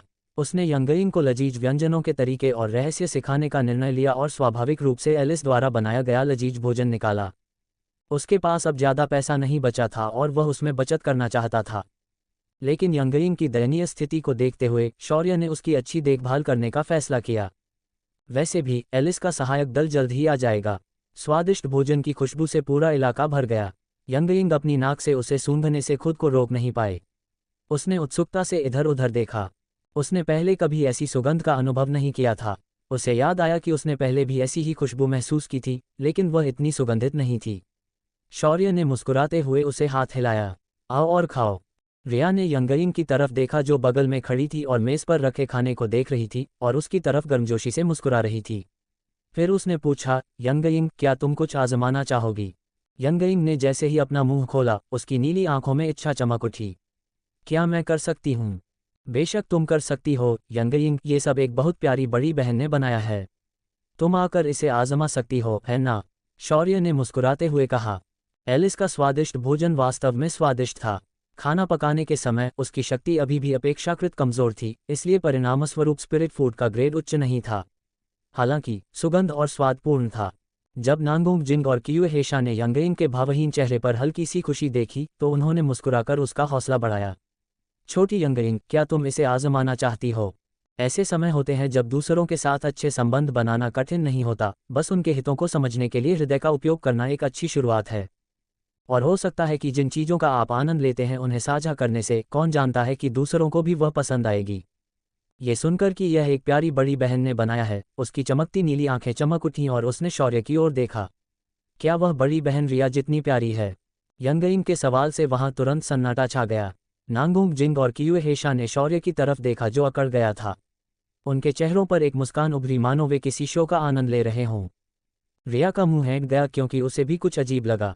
उसने एक बेपरवाह मुस्कान दी और शौर्य की तरफ देखा, ये जानने के लिए कि मूर्ख क्या कहेगा। शौर्य ने अविश्वास से यंगयिंग को देखा।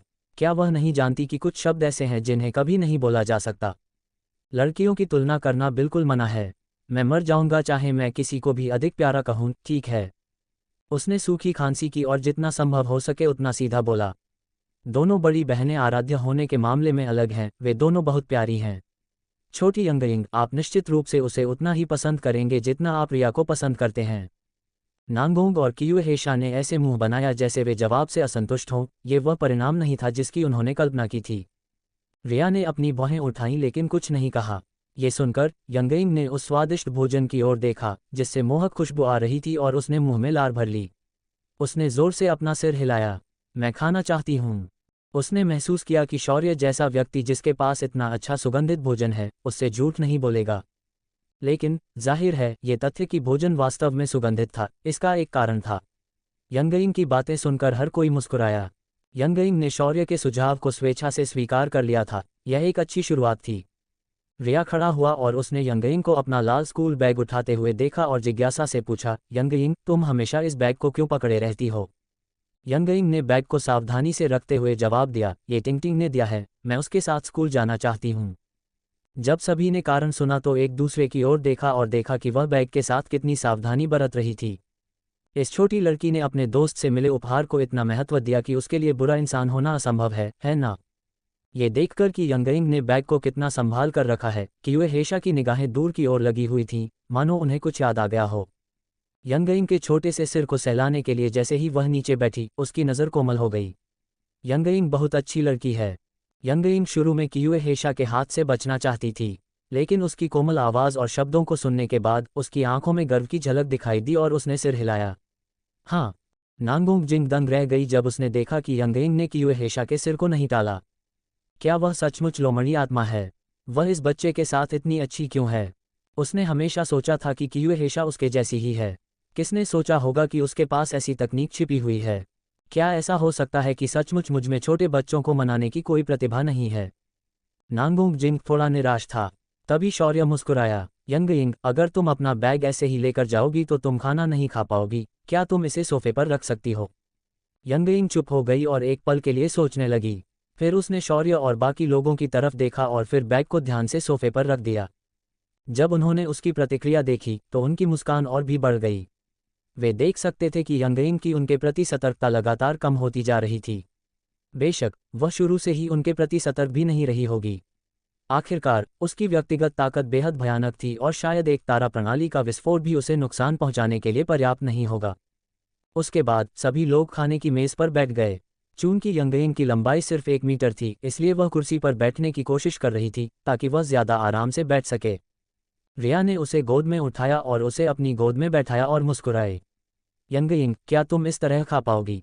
यंगयिंग ने अपना सिर हिलाया और उसकी बड़ी आंखें खुशी में थोड़ी सिकुड़ गईं।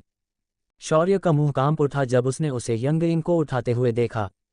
बच्चा होना कितना बढ़िया है। इसके बाद उसने अपनी पसंदीदा मीठी और खट्टी पोर्क पसलियों का एक टुकड़ा उठाया और उसे यंगयिंग के कटोरे में रख दिया और कहा, यंगयिंग, इसे खाओ, ये बहुत बढ़िया है। यंगयिंग ने बगल में रखे चॉपस्टिक की ओर देखा, लेकिन अपने छोटे हाथों से उसे नहीं उठाया। रिया ने तुरंत अपनी उंगली से सुअर की पसलियां उठाईं और उसे अपने मुंह के पास रख लिया। यंगयिंग, अपना मुंह खोलो। शौर्य को ईर्ष्या का एक विस्फोट महसूस हुआ। ये कैसी राजा स्तर की सेवा है? वह बेकार बैठी रह सकती है और उसे भोजन भी खिलाया जा सकता है। वह भी यही चाहता था। बगल में नांगोंग जिंग और क्यूहेशा उत्साह से देख रहे थे। अगर उसे यह पसंद आए तो ये सबसे अच्छा होगा। यंगयिंग ने अपना मुंह खोला और पूरी सुअर की पसलियां निगल लीं। लेकिन कमरे में मौजूद चारों लोगों को यह देखकर आश्चर्य हुआ कि सुअर की हड्डी के अलावा उस छोटी लड़की ने चॉपस्टिक भी खा ली थी। जिस चॉपस्टिक को काटा गया था वह उसके मुंह में गायब हो गई। सब लोग, क्या खाने का भी कोई ऐसा तरीका है? वे सभी दंग रह गए। क्यूहेशा ने तुरंत चिंता से कहा, यंगयिंग, चॉपस्टिक थूक दो, इसे खाया नहीं जा सकता, ये फंस जाएगा। वह बीच में ही रुक गई। क्या इस छोटी बच्ची के साथ भी ऐसी घटना घटेगी? कौन जानता है कि क्या यह उसके लिए सामान्य है? शौर्य और बाकी लोगों ने एक दूसरे की तरफ देखा। तभी यंगयिंग की नीली आंखें चमक उठीं, जैसे उसकी आंखों में तारों की रोशनी भर गई हो। वह स्पष्ट और उत्साहित आवाज में बोली, बहुत बढ़िया। जब उन्होंने ये सुना तो उन्हें चॉपस्टिक्स खाए जाने की कोई परवाह नहीं रही। जब तक यंगयिंग को ये पसंद है तब तक सब ठीक है। यह अच्छे संबंध बनाने की दिशा में पहला कदम था। सबने राहत की सांस ली। यंगयिंग ने शौर्य को देखा तो उसकी आंखों में फिर से चमक आ गई। शौर्य, मुझे और चाहिए। शौर्य मुस्कुराया, हाँ, यहाँ और भी बहुत कुछ है। खाना कहाँ है? मेरा खाना कहाँ है? वह बीच में ही रुक गया और उस दागरहित मेज को घूरने लगा। क्या उसने मेज को स्वादिष्ट भोजन से नहीं भर दिया? खाना कहाँ है? खाना तो दूर, प्लेटें भी क्यों गायब हो गईं? उसने अविश्वास में अपना सिर उठाया और महसूस किया कि रिया, नांगोंग जिंग, साथ ही क्यूहेशा भी उस धब्बे रहित मेज को घूर रहे थे। चारों ने यंगयिंग की ओर देखा, जो अपनी चमकती आंखों और होठों पर तेल की हल्की सी खुशबू के साथ शौर्य को देख रही थी। शौर्य ने देखा कि तेल का दाग निश्चित रूप से मीठे और खट्टे पोर्क से नहीं, बल्कि बारबेक्यू पोर्क से था। माहौल अजीब हो गया। शौर्य ने यंगयिंग की चमकती आंखों को देखा और अचानक उसके जिगर में दर्द महसूस हुआ। वह गलत था, वह शुरू से ही गलत था। उसे यंगयिंग को खाना कैसे खाना चाहिए ये सिखाने की पेशकश कभी नहीं करनी चाहिए थी। यदि वह उसे नहीं सिखाता तो मेज पर स्वादिष्ट भोजन अभी भी मौजूद होता और उसे जिगर में दर्द नहीं होता। उसकी अनोखी स्वाद कलिकाओं से डरने और यहाँ तक कि प्रचुर मात्रा में स्वादिष्ट भोजन तैयार करने के बारे में सोचने पर वह ये सोचने से खुद को नहीं रोक सका कि उसने अपने ऊपर ऐसी बुराई क्यों लाई। शौर्य को अपने दिल में दुख महसूस हुआ। बगल में नांगोंग जिंग और क्यूहेशा ने अपनी आंखों में सदमे के साथ एक दूसरे को देखा। यहाँ तक कि उन्होंने ये भी नहीं देखा था कि यंगयिंग ने मेज पर रखा सारा खाना कब खा लिया था। यद्यपि यह संदेह था कि यंगयिंग एक शक्तिशाली प्राणी है, लेकिन उन्हें इसका वास्तविक एहसास अब हुआ। इस समय यंगयिंग की आवाज़ फिर से निकली, शौर्य, क्या सारा अच्छा खाना खत्म हो गया? उसकी स्पष्ट आवाज़ में संदेह की झलक थी, मानो वह ये समझने में असमर्थ हो कि शौर्य ने और अच्छा खाना क्यों नहीं लाया। सवाल सुनते ही शौर्य का मुंह फड़कने लगा। उसने चुपचाप साफ मेज की ओर इशारा किया और बोलने ही वाला था कि उसे एहसास हुआ कि मेज के कोने पर कुछ गिरा हुआ है। शौर्य, उसने तो मेज़ खाने की भी कोशिश की। उसने सीधे पूछा, मेज़ पर खाना कहाँ है? यंगयिंग ने अपनी आंखें झपकाईं और बेपरवाही से जवाब दिया, मैंने उन्हें खा लिया। ऐसा कहते हुए उसने मेज़ के उस कोने की ओर इशारा किया जिसे उसने काटा था और आवाज़ में तिरस्कार के भाव के साथ भौहें से कुढ़ीं। ये खाने में अच्छा नहीं है। शौर्य, रिया, नांगोंग जिंग, कियूयू हेशा। माहौल फिर से शांत हो गया। एक पल बाद शौर्य ने अपने दिल में दर्द के साथ कहा, यंगयिंग, खाना खाते समय सभी को एक साथ खाना चाहिए। और तुम चॉपस्टिक और प्लेट भी नहीं खा सकती हो। यद्यपि उनका शरीर पत्थर भी पचाने में सक्षम था, फिर भी उन्होंने कभी चॉपस्टिक या प्लेट खाने का दुस्साहस नहीं किया। यंगयिंग ने पलकें झपकाईं और रिया की ओर देखने लगी। बड़ी बहन रिया, क्या शौर्य जो कह रही है वह सच है? जब उसने उसकी शंका सुनी तो उसके मुंह से खून निकलने ही वाला था। तुम छोटी लड़की, जब मैंने तुम्हें अभी आमंत्रित किया था तब तुम्हें संदेह क्यों नहीं हुआ और केवल इस क्षण ही संदेह हुआ? उसे तभी संदेह हुआ जब वह और अधिक खाना चाहती थी। वह कभी इसकी अनुमति नहीं देता था। उसके पास अभी तक कुछ भी नहीं था। अगर मैं उसे हरा सकता हूं तो मैं निश्चित रूप से उसकी पिटाई करूंगा। जब रिया, नांगोंग जिंग और कियूयू हेशा ने शौर्य का असहाय चेहरा देखा तो वे सभी हंस पड़े। किसने सोचा होगा कि शौर्य, जो खाने का बहुत बड़ा शौकीन है, वास्तव में छोटी खाने की शौकीन यंगयिंग से भिड़ जाएगा। ये छोटा सा खाने का शौकीन लूजी को ऐसा भाव प्रकट करने के लिए मजबूर करने में वास्तव में विशेषज्ञ था। अचानक उन सभी को ये बहुत मनोरंजक लगा। अध्याय 257। ये शराबी ऐसा कैसे कर सकता है? पॉकेट हंटिंग आयाम। शौर्य ने उन 3 लोगों को देखा जो मुस्कुरा रहे थे और चुपचाप अपने दिल में इस प्रतिशोध को नोट कर लिया। बेहतर होगा कि ये 3 लोग उसे कोई मौका ही न दें, अन्यथा वह निश्चित रूप से बदला लेगा। इस समय रिया मुस्कुराया और यंगयिंग को देखा। शौर्य सही कह रहा है, हमें चॉपस्टिक और प्लेट नहीं खाना चाहिए। कियूयू हेशा अचानक मुस्कुराए और यंगयिंग की तरफ देखा। लेकिन देखो बड़ा भाई, शौर्य कितना सुंदर है, वह निश्चित रूप से तुम्हें अपना हिस्सा देने में कोई आपत्ति नहीं करेगा। शौर्य, जब उसने कियूयू हेशा को उसकी प्रशंसा करते हुए सुना तो वह शुरू में बहुत खुश हुआ। आखिरकार कोई उसकी खूबसूरती की सराहना कर सकता है न? उसे उम्मीद नहीं थी कि यह महिला वास्तव में यंगयिंग में ऐसा बुरा विचार भर रही है। ये निश्चित रूप से सम्राट कैपिटल अकादमी का चयन न करने के लिए उसके खिलाफ उसका बदला था। उफ, ये औरत सचमुच बहुत तुच्छ थी। इस समय यंगयिंग ने सिर हिलाया। मुझे पता है, बड़ी बहन नहीं खा सकती, लेकिन शौर्य खा सकता है। शौर्य, मैं क्यों कर पाऊंगा? मैं भी नहीं कर सकता। उसे लगा कि यंगयिंग जानबूझकर ऐसा कर रही है। वह बस ज्यादा खाना चाहती थी, इसलिए उसने ऐसा कहा। उसने यह उम्मीद नहीं की थी कि यह छोटी लड़की काफ़ी ईमानदार दिखती है लेकिन इतनी षड्यंत्रकारी है। वह पूरी तरह सतर्क था और उसे अपनी मर्जी से काम नहीं करने दे रहा था। मैं नहीं कर सकता। यंगयिंग की आंखें चौड़ी हो गईं और उसने शौर्य को दयनीय दृष्टि से देखा। शौर्य, यह मत सोचो कि मैं तुम्हें अपना खाना दे दूंगा क्योंकि तुम मुझे इस तरह देखते हो। यंगयिंग की नीली आंखें अभी भी शौर्य पर टिकी थीं। उसने एक शब्द भी नहीं कहा और उसकी आंखों में पानी की बूंदें थीं। शौर्य, उसने असहाय होकर अपना सिर खुजलाया। मैं तुम्हें ज्यादा से ज्यादा 1/3 दूंगा। नहीं, 1/4, उससे ज्यादा नहीं। एक इंसान के तौर पर वह अभी भी बहुत नर्म दिल था। शौर्य थोड़ा उदास था। मुझे लगा कि मैं इस सिद्धांत का पालन कर रहा था, जो लोग मेरे सामने झुकेंगे वे समृद्ध होंगे और जो विरोध करेंगे वे नष्ट हो जाएंगे। ये कैसे हुआ? इसका कोई मतलब नहीं है। हालांकि शौर्य ने अपना मन बना लिया था, वह बाद में अपना इलाज कराएगा। खाना वैसे भी उसके घर पर ही छोड़ा जाएगा और वह अपने कमरे में ही खा सकता है और यंगयिंग को पता भी नहीं चलेगा। इस विचार के साथ शौर्य बेहतर मूड में था। महान, ये सुनकर यंगयिंग की आंखों में खुशी की एक झलक दिखाई दी। फिर उसने चमकती आंखों से शौर्य को देखा। शौर्य, अच्छे आदमी। जब शौर्य ने यह सुना तो उसके दिल में दर्द फैल गया। क्या उसने उसे सिर्फ मित्र क्षेत्र में रखा था? लेकिन ये पहली बार था जब यंगयिंग ने उसकी ओर इस तरह देखा था। भूल जाओ, इसे ऐसे ही रहने दो। कियूयू हेशा और रिया ने शौर्य को देखा जो बहुत आहत दिखाई दे रहा था और मुस्कुराए बिना नहीं रह सका। तब कियूयू हेशा ने कहा, छोटी यंगयिंग, मैं तुम्हें अपने भोजन का 1/4 हिस्सा भी दूंगी। रिया ने यंगयिंग के छोटे से सिर को सहलाया और कहा, मैं भी। यंगयिंग की आंखें तुरंत चमक उठीं। उसने खुशी से कहा, सच में? जब शौर्य ने देखा कि कियूयू हेशा और रिया भी अपना खाना साझा कर रहे हैं तो उसने असहाय होकर अपना सिर खुजलाया। बेशक। उसने उसी समय नांगोंग जिंग की ओर देखा। हर किसी को इसमें योगदान देना चाहिए। इस समय नांगोंग जिंग की आंखें चमक उठीं। उसके मन में यंगयिंग के करीब जाने का एक बढ़िया विचार आया। इसलिए उसने यंगयिंग की ओर एक डरावनी मुस्कान दी। हे छोटी यंगयिंग, क्या तुम कुछ शराब पीना चाहती हो? शराब वाकई बहुत स्वादिष्ट होती है। शौर्य, रिया और कियूयू हेशा, वे तीनों अविश्वास से नांगोंग जिंग को देखने लगे। वह एक चाचा की तरह थी जो एक छोटी लड़की का अपहरण करने की कोशिश कर रही थी। क्या इस शराबी ने यंगयिंग को सचमुच शराब पिलाई थी? ये लड़की भले ही शक्तिशाली हो, लेकिन वह अभी भी एक छोटी लड़की की तरह दिखती और सोचती है। ये शराबी ऐसा कैसे कर सकता है? बड़ी बहन जिंग, आप ऐसा नहीं कर सकती। शिक्षक नांगोंग, आपको ध्यान से सोचना चाहिए कि आप क्या कर रहे हैं। हिंसक माँ ड्रैगन, अगर तुमने यंगइंग को शराब पीने की हिम्मत दी तो तुम फिर कभी शराब पीने के बारे में भूल सकते हो। नांगोंग जिंग ने तीनों लोगों की तीखी आपत्ति महसूस की और उसका मुंह फड़क उठा। क्या तुम लोग बहुत ज्यादा प्रतिक्रिया कर रहे हो, है ना? मैंने 10 साल की उम्र से ही शराब पीना शुरू कर दिया था और मैं बिल्कुल ठीक हूँ, है ना? जब शौर्य ने ये सुना तो उसका मुंह खुला का खुला रह गया। क्या इस महिला को बिल्कुल ठीक वाक्यांश की गलतफहमी है? यंगइंग ने नांगोंग जिंग की ओर देखा और फिर तीनों अवाक लोगों की ओर मुड़ी और जिज्ञासा से पूछा, शराब क्या है? रिया ने तुरंत यंगइंग को कसकर गले लगा लिया और नांगोंग जिंग को सावधानी से देखा। फिर वह यंगइंग को देखकर मुस्कुराए। अच्छे बच्चे शराब नहीं पीते।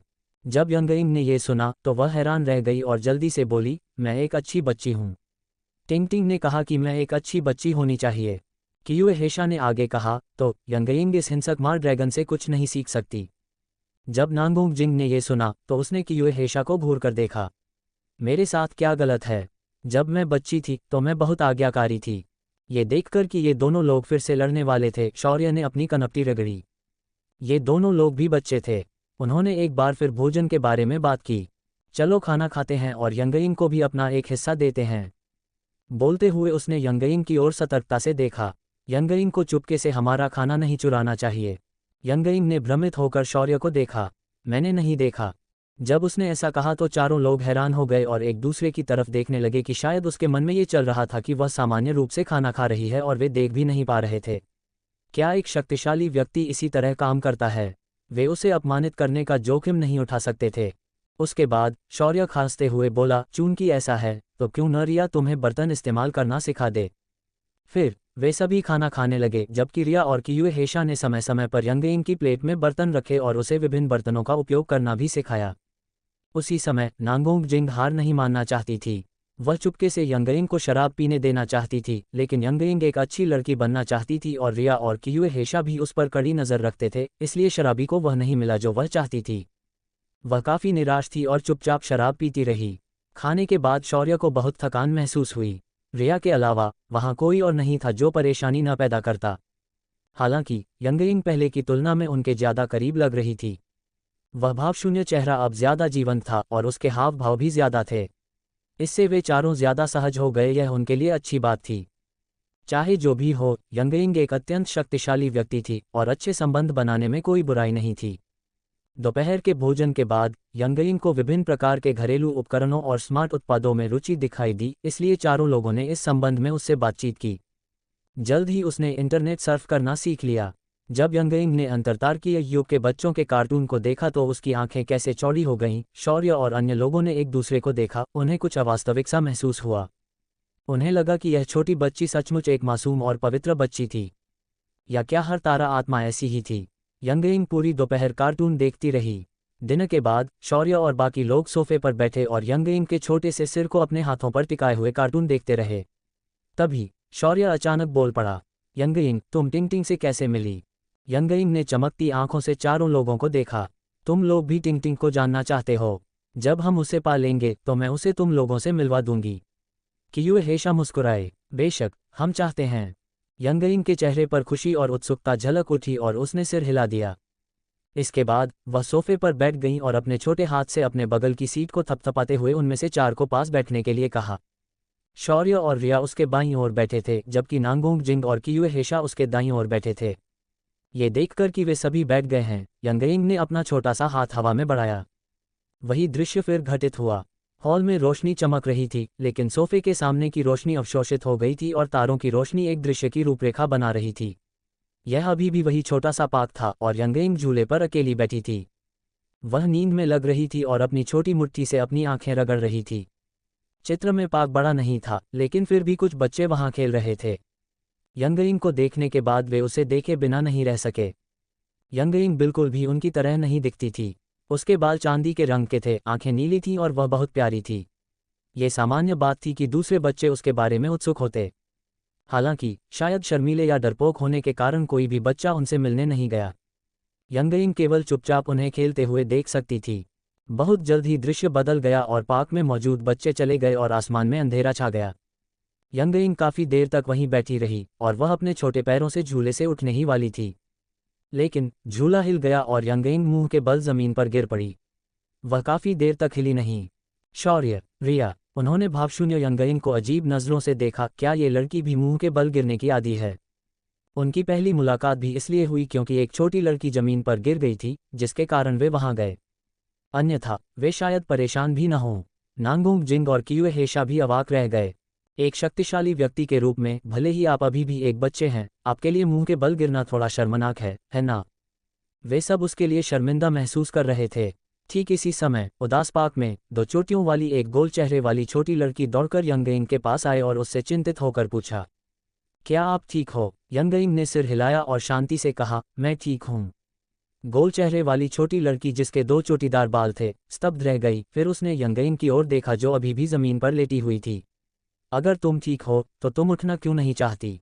यंगइंग ने जवाब दिया, ये सितारों से मिलने वाला आलिंगन है, ये बहुत आरामदायक है। मुझे उठने का मन नहीं कर रहा है। शौर्य, रिया, नांगोंग जिंग, कियुयू हेशा। गोल चेहरे वाली छोटी लड़की जिसके बाल दो चोटियों पर हैं। क्या वास्तव में चेहरा नीचे करके गिरना इतना उत्तम शब्द है? ये दृश्य देख रहे सभी चार लोग, साथ ही चोटी वाली लड़की भी चुप हो गई। उन्होंने यंगइंग की ओर देखा जो जमीन पर लेटने का आनंद ले रही थी और वे अवाक रह गए। एक पल की चुप्पी के बाद छोटी लड़की, जो यंगइंग द्वारा धोखा दिए जाने के बाद थोड़ी सशंकित लग रही थी, ने अपना सिर नीचे किया और बुदबुदाया, मैं एक 8 साल की वयस्क हूँ, मैं एक बड़ी बहन हूँ, मैं बच्चों द्वारा धोखा नहीं दी जा सकती, उसे अभी मेरी मदद की ज़रूरत है। उसके बाद छोटी लड़की ने यंगइंग की ओर दृढ़ता से देखा और कहा, बड़ी बहन आपकी मदद करेगी। बोलते समय उसने अपना छोटा सा हाथ आगे बढ़ाया और यंगइंग को ऐसे खींचा जैसे वह उसे उठाना चाहती हो, लेकिन ऐसा लग रहा था जैसे यंगइंग जमीन से चिपक गई हो। छोटी लड़की ने इतनी ताकत लगाई कि उसका छोटा सा चेहरा लाल हो गया और वह यंगइंग को उठाने में कामयाब नहीं हो पाए।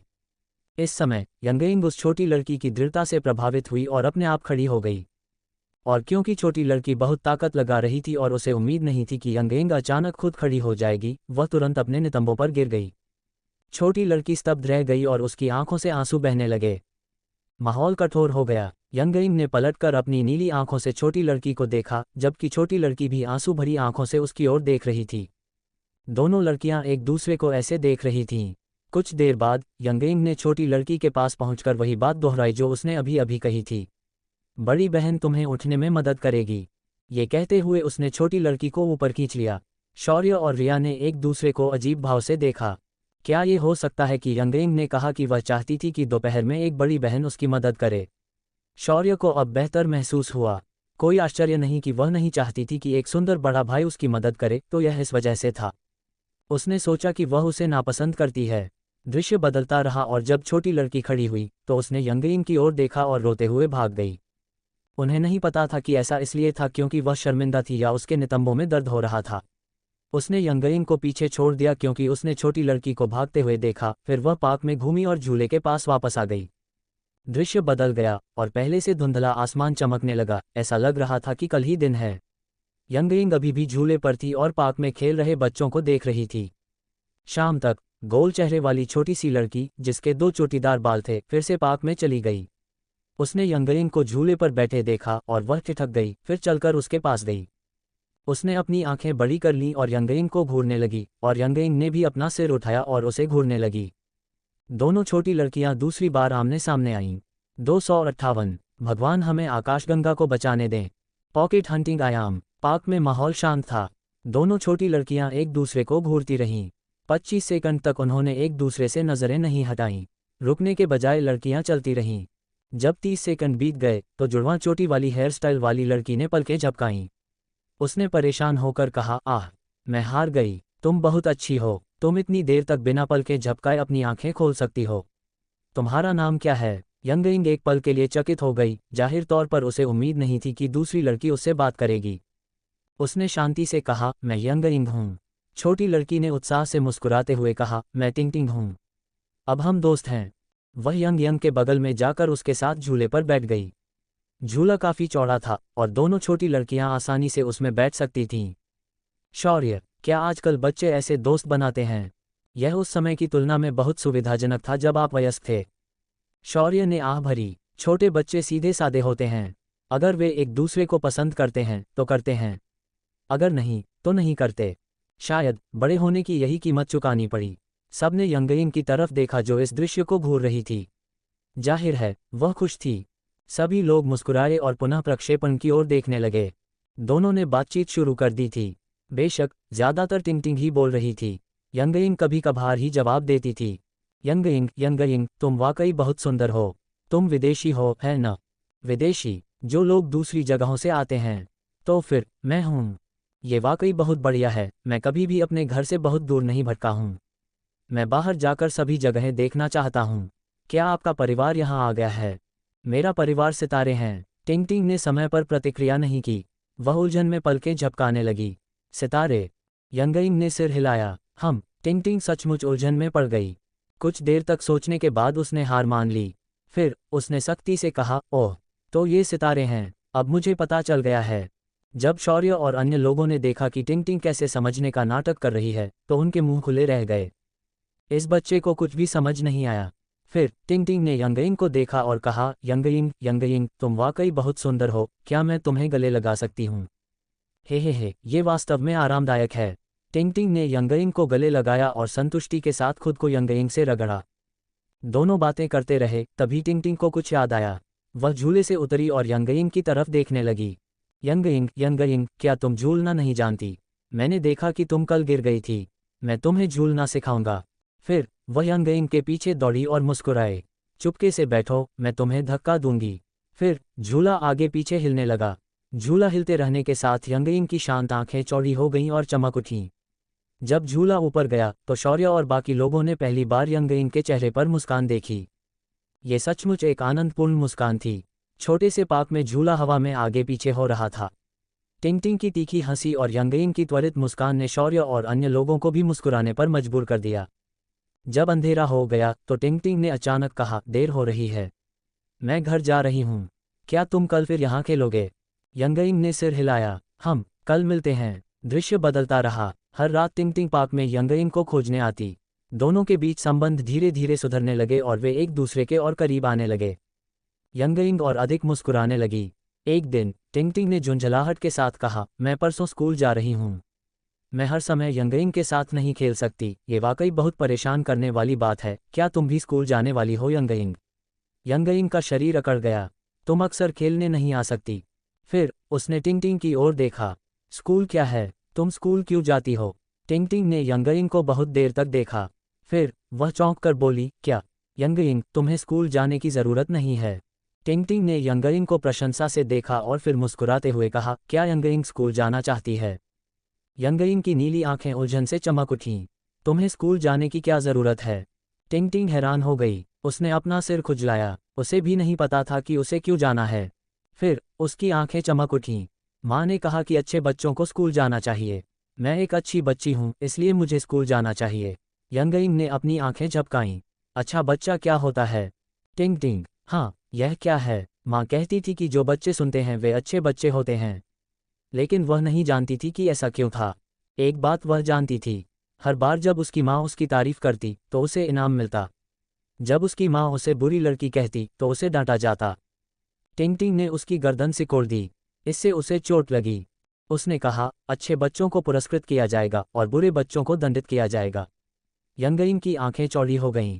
वह थोड़ी डरी हुई लग रही थी। उसने तुरंत कहा, तो मैं एक अच्छी बच्ची बनना चाहती हूँ। मैं स्कूल जाना चाहती हूँ। टिंगटिंग ने सिर हिलाया। हम, यंगयिंग एक अच्छी बच्ची है। कल यही मेरा इंतज़ार करना। फिर वह भाग गई। अगले दिन टिंगटिंग यंगयिंग की आशा भरी निगाहों के सामने लाल रंग का स्कूल बैग लेकर आई। यंगयिंग, मैं तुम्हारे लिए एक उपहार लाया हूँ। टिंगटिंग का चेहरा थोड़ा लाल हो गया था क्योंकि वह यंगयिंग की ओर दौड़ते हुए हौंफ रही थी। उसने उत्साह से बैग यंगयिंग को थमा दिया। यंगयिंग देखो, ये बैग तुम्हारे लिए है। चलो साथ में स्कूल चलते हैं। यंगयिंग ने असमंजस में कहा, स्कूल बैग? टिंगटिंग ने सिर हिलाया और फिर कहा, मैंने इसे खरीदने के लिए अपने जन्मदिन की रकम का इस्तेमाल किया। उसने कहा, अगर टीचर इसकी इजाज़त नहीं देती तो हम साथ में रोएंगे। वह ज़रूर मान जाएगी। यंगयिंग ने सिर हिलाया, ठीक है। शौर्य और अन्य। यंगयिंग की सहमति सुनने के बाद टिंगटिंग ने खुशी से यंगयिंग को गले लगाया और मुस्कुराए। बहुत बढ़िया, मैं यंगइंग के साथ स्कूल जा सकती हूँ। थोड़ी देर बाद टिंगटिंग ने यंगइंग की ओर हाथ हिलाया। मैं आज रात जल्दी घर जाऊंगी। मैं कल तुम्हें ढूंढने आऊंगी। कल सुबह यहाँ मेरा इंतज़ार करना, यंगइंग।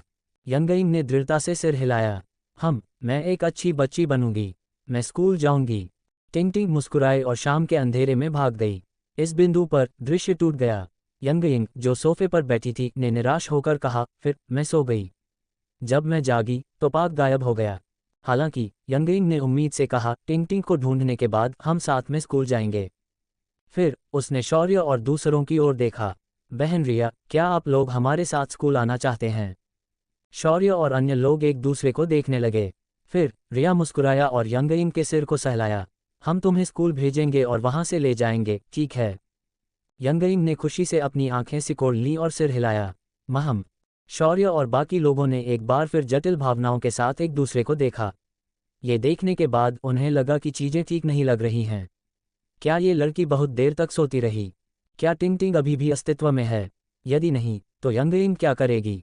यंगइंग स्टार स्पिरिट रेस से संबंधित होने के नाते मिलनसार होनी चाहिए, है न? वह कुछ भी अतिशयोक्ति नहीं करेगी, है न? लेकिन वह अभी भी एक बच्ची थी। कौन जानता था कि वह गुस्सा करेगी और पूरी आकाशगंगा को नष्ट कर देगी? अगर उन्हें पता चला कि टिंगटिंग मौजूद नहीं है और उन्होंने यंगइंग को नहीं बताया, तो कौन जानता था कि यंगइंग भविष्य में इसके बारे में पता लगाएगी या नहीं? उसके साधन ऐसी चीजें थीं जिन्हें वे समझ भी नहीं सकते थे। अगर उसे पता चल जाए कि शौर्य और अन्य लोग उससे झूठ बोल रहे हैं, तो क्या वह ज्यादा क्रोधित होगी? ये सोचकर सभी को दुख हुआ। क्या स्वर्ग ने उन्हें आकाशगंगा को बचाने का कार्य सौंपा था? वे केवल जांच के नतीजों का इंतजार कर सकते हैं। उम्मीद है कि सबसे बुरा समय नहीं आएगा। कियूए हेशा मुस्कुराए। यंगइंग, क्या आप आमतौर पर सोती हैं? यंगइंग ने अपना सिर हिलाया, नहीं। ऐसा लग रहा था कि यह छोटी लड़की सो नहीं पाएगी। अगर वह सो गई तो वे चर्चा कर सकते हैं कि क्या करना है, लेकिन अभी उन्हें कल तक इंतजार करना चाहिए। शौर्य मुस्कुराया। उस स्थिति में हम आपके साथ खेलेंगे।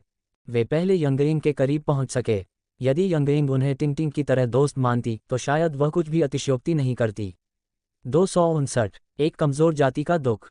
पॉकेट हंटिंग आयाम। अगली सुबह शौर्य ने नांगोंग जिंग को यंगइंग के साथ उत्साह से कार्टून देखते हुए देखा। ये दृश्य देखकर उसका मुंह खुला का खुला रह गया। नांगोंग जिंग को अंततः यंगइंग के करीब आने का रास्ता मिल गया। हालांकि उसकी उम्र 30 के करीब पहुंच रही थी, फिर भी उसे कार्टून बहुत पसंद थे। शौर्य को संदेह था कि केवल उसका शरीर ही विकसित हुआ है। उसका मस्तिष्क अभी भी यंगइंग के समान स्तर पर था। दो लोग, एक वयस्क और एक बच्चा, पूरी रात कार्टून देखते रहे। शौर्य थोड़ा हैरान हो गया। दूसरी ओर कियूए हेशा और रिया ने अपने माथे को छू लिया। यहाँ तक कि शौर्य भी ऐसा ही था। यह अभी भी ग्रे भेड़िया और भेड़ की जोड़ी थी। भेड़ें अंतरिक्ष यान चला सकती थीं। हरे मैदान हरे ग्रह बन गए। वे कितनी बार कार्टून बदलने वाले थे। एकमात्र चीज जो नहीं बदली वह थी भूरे भेड़िए को लाल भेड़िए द्वारा पराजित किया जाना। ये नांगोंग जिंग का पसंदीदा दृश्य था। हर बार जब यह हिस्सा आता था तो वह बेहद उत्साहित दिखती थी। शौर्य को शक था कि उसके परिवार में कुछ हिंसक प्रवृत्तियां हैं। जो कोई भी उससे प्यार करेगा वह मुसीबत में पड़ जाएगा। इसी समय नांगोंग जिंग का फोन बज उठा। शौर्य और बाकी लोग नांगोंग जिंग को घूरते रहे। आखिरकार उसने प्रतिक्रिया दी और उसका चेहरा गंभीर हो गया। सबने यंगइंग की तरफ देखा जो कार्टून में पूरी तरह से खोई हुई थी और उसे अपने आसपास के माहौल का बिल्कुल भी एहसास नहीं था। उन्होंने एक दूसरे को देखा और ऊपर शौर्य के कमरे में जाने का फैसला किया। उसे नहीं पता था कि यंगइंग को पता चलेगा या नहीं, लेकिन फिर भी उसे पूछना जरूरी था। कैसा है? सभी लोग अच्छी खबर की उम्मीद में नांगोंग जिंग की ओर देख रहे थे। नांगोंग जिंग ने अपना फोन खोला और संदेश देखा। वह तुरंत भौचक्की हो गई और उसके चेहरे पर भाव बदसूरत हो गए। ये देखकर माहौल गमगीन हो गया। ये बुरी खबर थी। नांगोंग जिंग ने अपने फोन से यह खबर प्रसारित की। जब सभी ने सामग्री देखी तो उनके चेहरे पर भी कोई खास भाव नहीं दिखा। उन्होंने यंगइंग के विवरण के आधार पर वास्तव में टिंगटिंग को ढूंढ लिया। लेकिन ये छोटा सा लड़का 1900 साल पहले का कोई व्यक्ति था। उस समय पृथ्वी युद्धोत्तर युग में थी और मानव पदानुक्रम संघ के गठन के लिए दबाव डाल रहा था। इसके कुछ समय बाद ही संघ का गठन कर दिया गया। इसी वजह से वे नागरिक डेटा पा सके, अन्यथा शायद उन्हें यह मिल भी न पाए। सभी ने प्रक्षेपण में इंटेल को देखा। उन्होंने टिंगटिंग को देखा जो पिछली रात से 2 चोटी बांधे हुए थी। फिर उन्होंने उसे लंबे, सीधे और काले बालों वाली एक युवा लड़की के रूप में भी देखा। साथ ही जब उसकी शादी हुई थी तब की शादी की तस्वीरें भी दिखाई गईं, साथ ही उसके पूरे परिवार की तस्वीरें भी दिखाई गईं, जब तक कि वह बूढ़ी नहीं हो गई। टिंगटिंग का असली नाम वास्तव में पान यूटिंग था। वह 83 साल तक जीवित रहीं। उन्होंने एक खुशहाल जीवन जिया और उनके कई वंशज थे। एकमात्र अजीब बात यह थी कि वह गर्मी की छुट्टियों के ठीक बाद स्कूल के पहले दिन लापता हो गई थी। उस समय वह 8 वर्ष की थी। जब उसके परिवार वालों ने उसे पाया तो वह पाक में बेहोश पड़ी थी। जब युद्ध के बाद के निर्माण ने पाक को ध्वस्त करना चाहा, तो उन्होंने युद्धपूर्व विरासत की रक्षा करने और लोगों को युद्ध के खतरों की याद दिलाने का बहाना बनाकर बगीचे में जगह की रक्षा की। हालांकि 1000 साल बाद भी पाक को ध्वस्त कर दिया गया। शौर्य और अन्य लोगों ने चुपचाप टिंगटिंग की जिंदगी देखी और कुछ नहीं कहा। फिर यंगइंग के बारे में एक जांच की खबर आई। संघ के पूरे इतिहास में यंगइंग के बारे में कोई जानकारी नहीं थी, खासकर टिंगटिंग के दौर में। इसका मतलब यह था कि यंगइंग वास्तव में मानव नहीं थी। जिस तरह से वह अभी अभी जागी है, उससे लगता है कि वह वास्तव में लगभग 2000 वर्षों तक सोती रही होगी। उन्हें स्टार स्पिरिट रेस के बारे में भी जानकारी भेजी गई थी। मानव ऋषि पहले भी यात्रा पर जा चुके हैं। उन्होंने स्टार स्पिरिट रेस के बारे में जो कुछ भी जाना था उसे इकट्ठा किया और उसे भेज दिया। वे बहुत कुछ नहीं जानते थे, लेकिन वे जानते थे कि स्टार स्पिरिट रेस जीवन के प्रति काफ़ी सौहार्दपूर्ण थी। वे तारों की रोशनी से पैदा हुए थे। आमतौर पर हर करोड़ों प्रकाश वर्ष में एक दिखाई देता था। उनका रूप निश्चित नहीं है। अगर वे जीवन वाले किसी ग्रह पर दिखाई देते हैं तो वे उस ग्रह पर मौजूद जीवों का रूप ले लेंगे। शौर्य और बाकी लोगों को अब एहसास हुआ कि यंगइंग एक छोटी लड़की क्यों थी। क्या वह पृथ्वी पर पैदा हुई थी? जब उन्होंने अगली जानकारी देखी तो उनकी आंखें फटी की फटी रह गईं। ऐसा कहा जाता है कि युवा स्टार स्पिरिट जाति अक्सर बढ़ते समय सो जाती थी। वे कितनी देर और कितनी देर सोते थे यह अनिश्चित था। आखिरकार वे बहुत रहस्यमय थे। शौर्य और अन्य लोगों ने एक दूसरे की ओर देखा। ऐसा लग रहा था कि यंगइंग एक युवा सितारा आत्मा जाती थी जिसकी संभावना बहुत अधिक थी। हर कोई थोड़ा असहाय दिख रहा था, यहाँ तक कि एक युवा सितारा आत्मा जाति की शक्ति भी कम से कम ब्रह्मांडीय क्षेत्र की स्थिति थी, है ना? इसका क्या मतलब था? टाइटन ई-स्पोर्ट्स B2B प्रशासनिक और आउटसोर्सिंग समाधान। ऐसा कहा जाता है कि कल्पित बौनों के ब्रह्मांडीय क्षेत्र में 1 या 2 ब्रह्मांडीय क्षेत्र अवस्थाएं थीं। ऐसी शक्ति के मद्देनज़र मिल्की वे आकाशगंगा वास्तव में कमज़ोर हो गई थी। माहौल शांत हो गया। सभी ने बाहर देखा और सोचा कि क्या यंगइंग ने इस बात को देख लिया है। इस समय उनकी भावनाएं थोड़ी जटिल थीं। उन्हें वह खुशमिजाज लड़की टिंगटिंग काफ़ी पसंद आई। उन्हें उम्मीद नहीं थी कि वह 1900 साल पहले की है। कुछ देर की खामोशी के बाद नांगोंग जिंग ने कुछ बोतलें निकालीं और पीने से पहले कहा, हमें क्या करना चाहिए?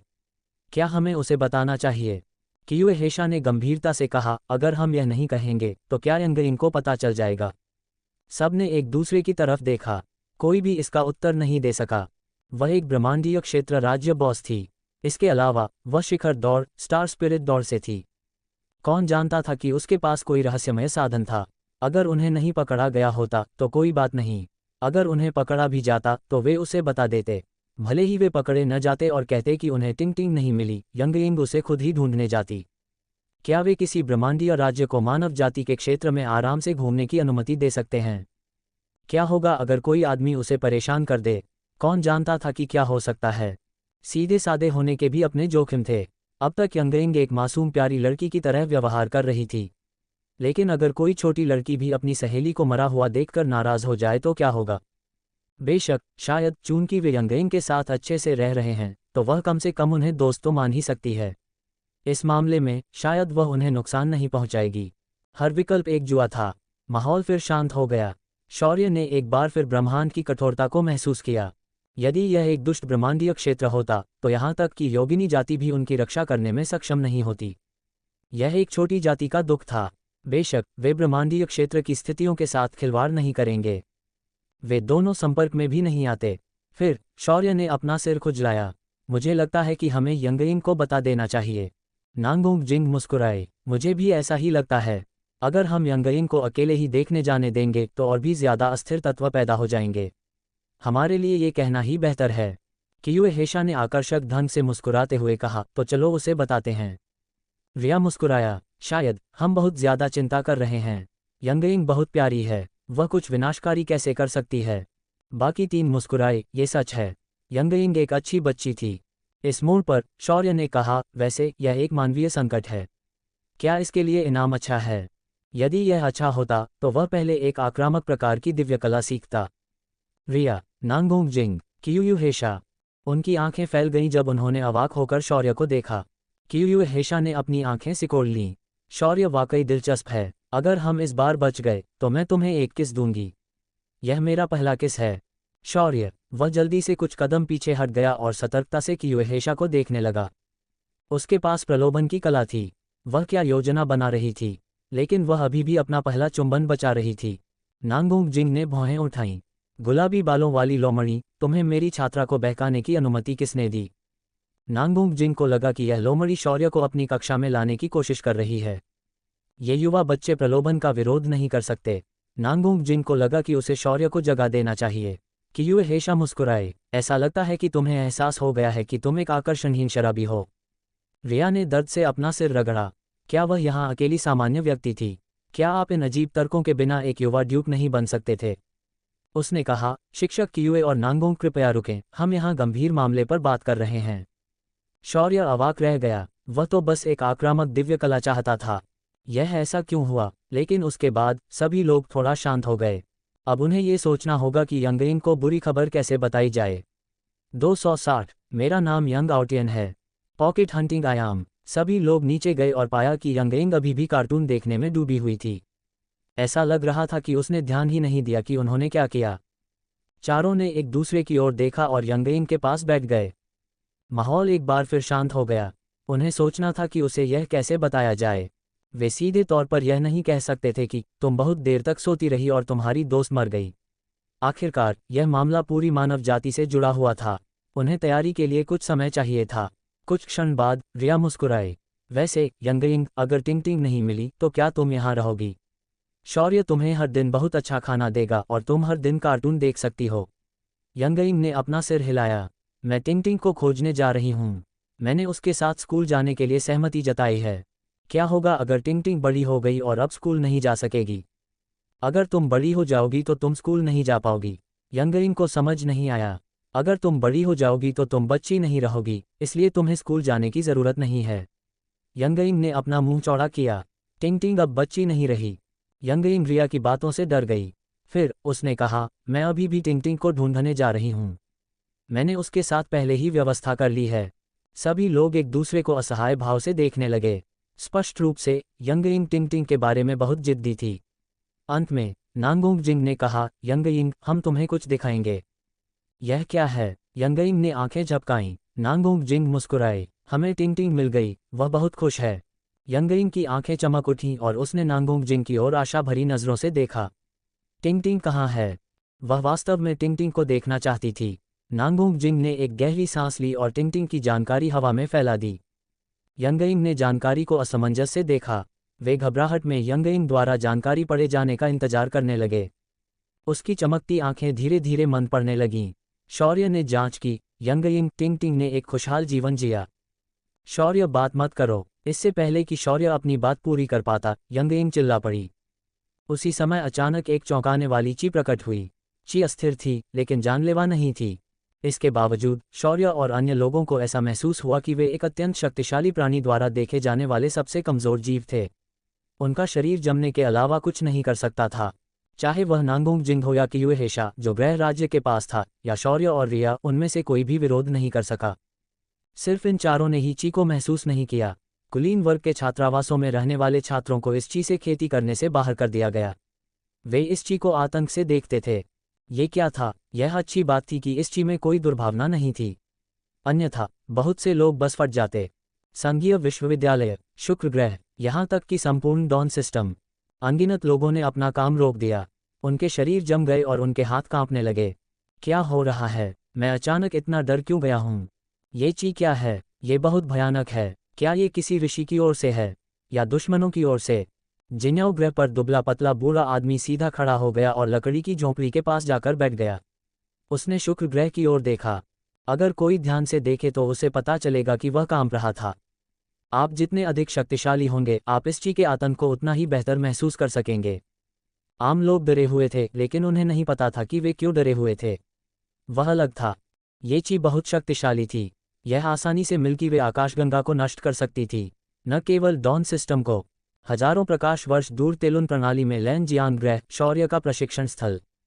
मलिन का माथा ठंडे पसीने से तर था। वह अविश्वास से बाहर की ओर देखने लगा। ची अत्यंत शक्तिशाली थी, लेकिन वह नहीं जानता था कि वह कहाँ से आई थी। एलिस और लीना ने लड़ाई बंद कर दी। वे एक दूसरे को हैरानी और डर से देखने लगे। उन्होंने भी ची को महसूस किया। एलिस की स्रोत लॉ ने प्रतिक्रिया व्यक्त की। नीली लपटें उसके माथे पर तैरने लगीं। अंततः लॉ एक बहती धारा की तरह उसके शरीर के चारों ओर घूमने लगी और उसे पूरी तरह से लपेट लिया। दूसरी ओर लीना के दिल में चिंता की एक लकीर उभरी।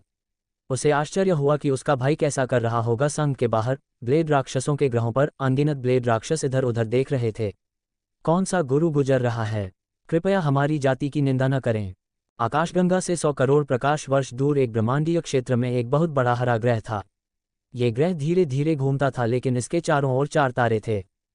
हरे ग्रह की तुलना में वे विशाल तारे छोटे प्रतीत हो रहे थे। ये हरा भरा ग्रह जंगलों से घिरा हुआ था। इन जंगलों में पेड़ों से बनी कई बड़ी इमारतें थीं। इन इमारतों पर तरह तरह के आकर्षक रून अंकित थे। एक बहुत ऊंचे और विशाल वृक्ष के ऊपर एक भव्य महल था। उस पर एक आकर्षक आकृति बैठी हुई दिखाई दे रही थी। उसके बाल क्रिस्टल जैसे हरे रंग के थे। चेहरा सुंदर था, पुतलियां पन्ने की तरह चमक रही थीं। त्वचा बर्फ की तरह सफ़ेद थी, शरीर पतला था और कान तीखे थे। वह कला का एक आदर्श नमूना लग रही थी। इस समय इस आकृति ने आकाशगंगा की दिशा में देखा और बुदबुदाया, क्या मैंने गलत अनुमान लगाया, या कोई शक्तिशाली प्राणी वहां से गुजर रहा है? दूसरी ओर यह एक ब्रह्मांडीय क्षेत्र था जो काली धुंध उत्सर्जित कर रहा था। उस क्षेत्र के अंदर एक असीम महाद्वीप तैर रहा था। महाद्वीप के ऊपर एक विशाल लाल सितारा था। महाद्वीप के केंद्र में तारे के ठीक नीचे एक अत्यंत ऊंची नुकीली मीनार थी। मीनार के सबसे ऊपर एक काला सिंहासन था। उसके ऊपर एक 3 मीटर लंबा मानव बैठा था जिसने भयानक काला कवच पहना हुआ था। उसकी शक्ल सूरत इंसानी नस्ल में बेहद खूबसूरत मानी जाती थी, लेकिन वह बर्फ की तरह ठंडा था। उसकी त्वचा गोरी थी, पुतलियां खून से लथपथ थीं, भौहों के बीच खून का निशान था और 2 काले सींग थे। उसने हल्की सी नज़र मिल्की वे आकाशगंगा की दिशा पर भी डाली। फिर थोड़ी देर रुकने के बाद उसने अपनी नज़र वापस ले ली। कल्पित ब्रह्मांडीय क्षेत्र और दानव ब्रह्मांडीय क्षेत्र में अनगिनत जातियों ने इस ची को महसूस किया और कांप उठीं।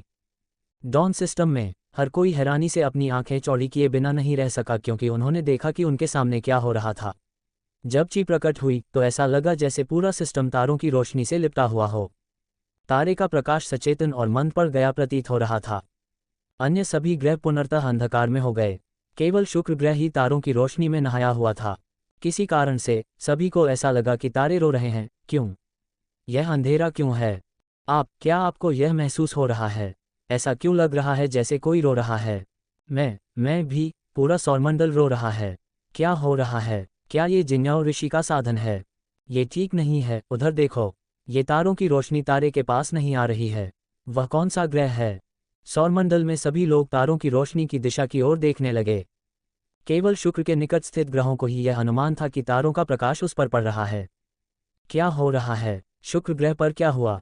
भयानक ची गायब नहीं हुई और अब वहां एक अजीब दृश्य है। शुक्र ग्रह पर शौर्य और बाकी लोग इस दृश्य को अचंभित होकर देख रहे थे। यंगइन के चेहरे पर आंसू टपक रहे थे और उसने अपने होंठ फुला लिए। शौर्य और कमरे में मौजूद अन्य लोग पूरी तरह से अकड़ गए थे और हिल नहीं पा रहे थे, लेकिन उन्हें राहत महसूस हुई। यंगइन वाकई एक अच्छी बच्ची थी। उसने कोई भयानक काम नहीं किया था। जब वह भयानक ची प्रकट हुई तो उन्हें सचमुच लगा कि अब उनका अंत होने वाला है, लेकिन अब उन्हें उसे खुश करने की जरूरत थी। अन्यथा ये दृश्य अभी भी थोड़ा भयावह था। उसका असली नाम यंग आउटियन होना चाहिए। क्या सिर्फ दुखी होने के कारण ही उसमें इतनी भयानक ची आ गई थी? इस बीच तीनों लड़कियों का मातृत्व स्वभाव जागृत हो गया जब उन्होंने देखा कि यंगइन कितनी दुखी थी। यंगइन बहुत देर तक रोती रही और तारों की रोशनी उस पर पड़ती रही मानो उसे सांत्वना दे रही हो। 1 घंटे बाद यंगइन ने अचानक शौर्य और बाकी लोगों की तरफ देखा। उसने कहा, टिंगटिंग ने कहा था कि बुरे बच्चों को सजा दी जाएगी। क्या इसलिए कि मैंने अपनी बात नहीं मानी और पार्क में उसका इंतजार नहीं किया, इसलिए मुझे सजा दी गई? कमरे में मौजूद सभी लोग इस स्थिति में उन्हें उसे कैसे सांत्वना देनी चाहिए?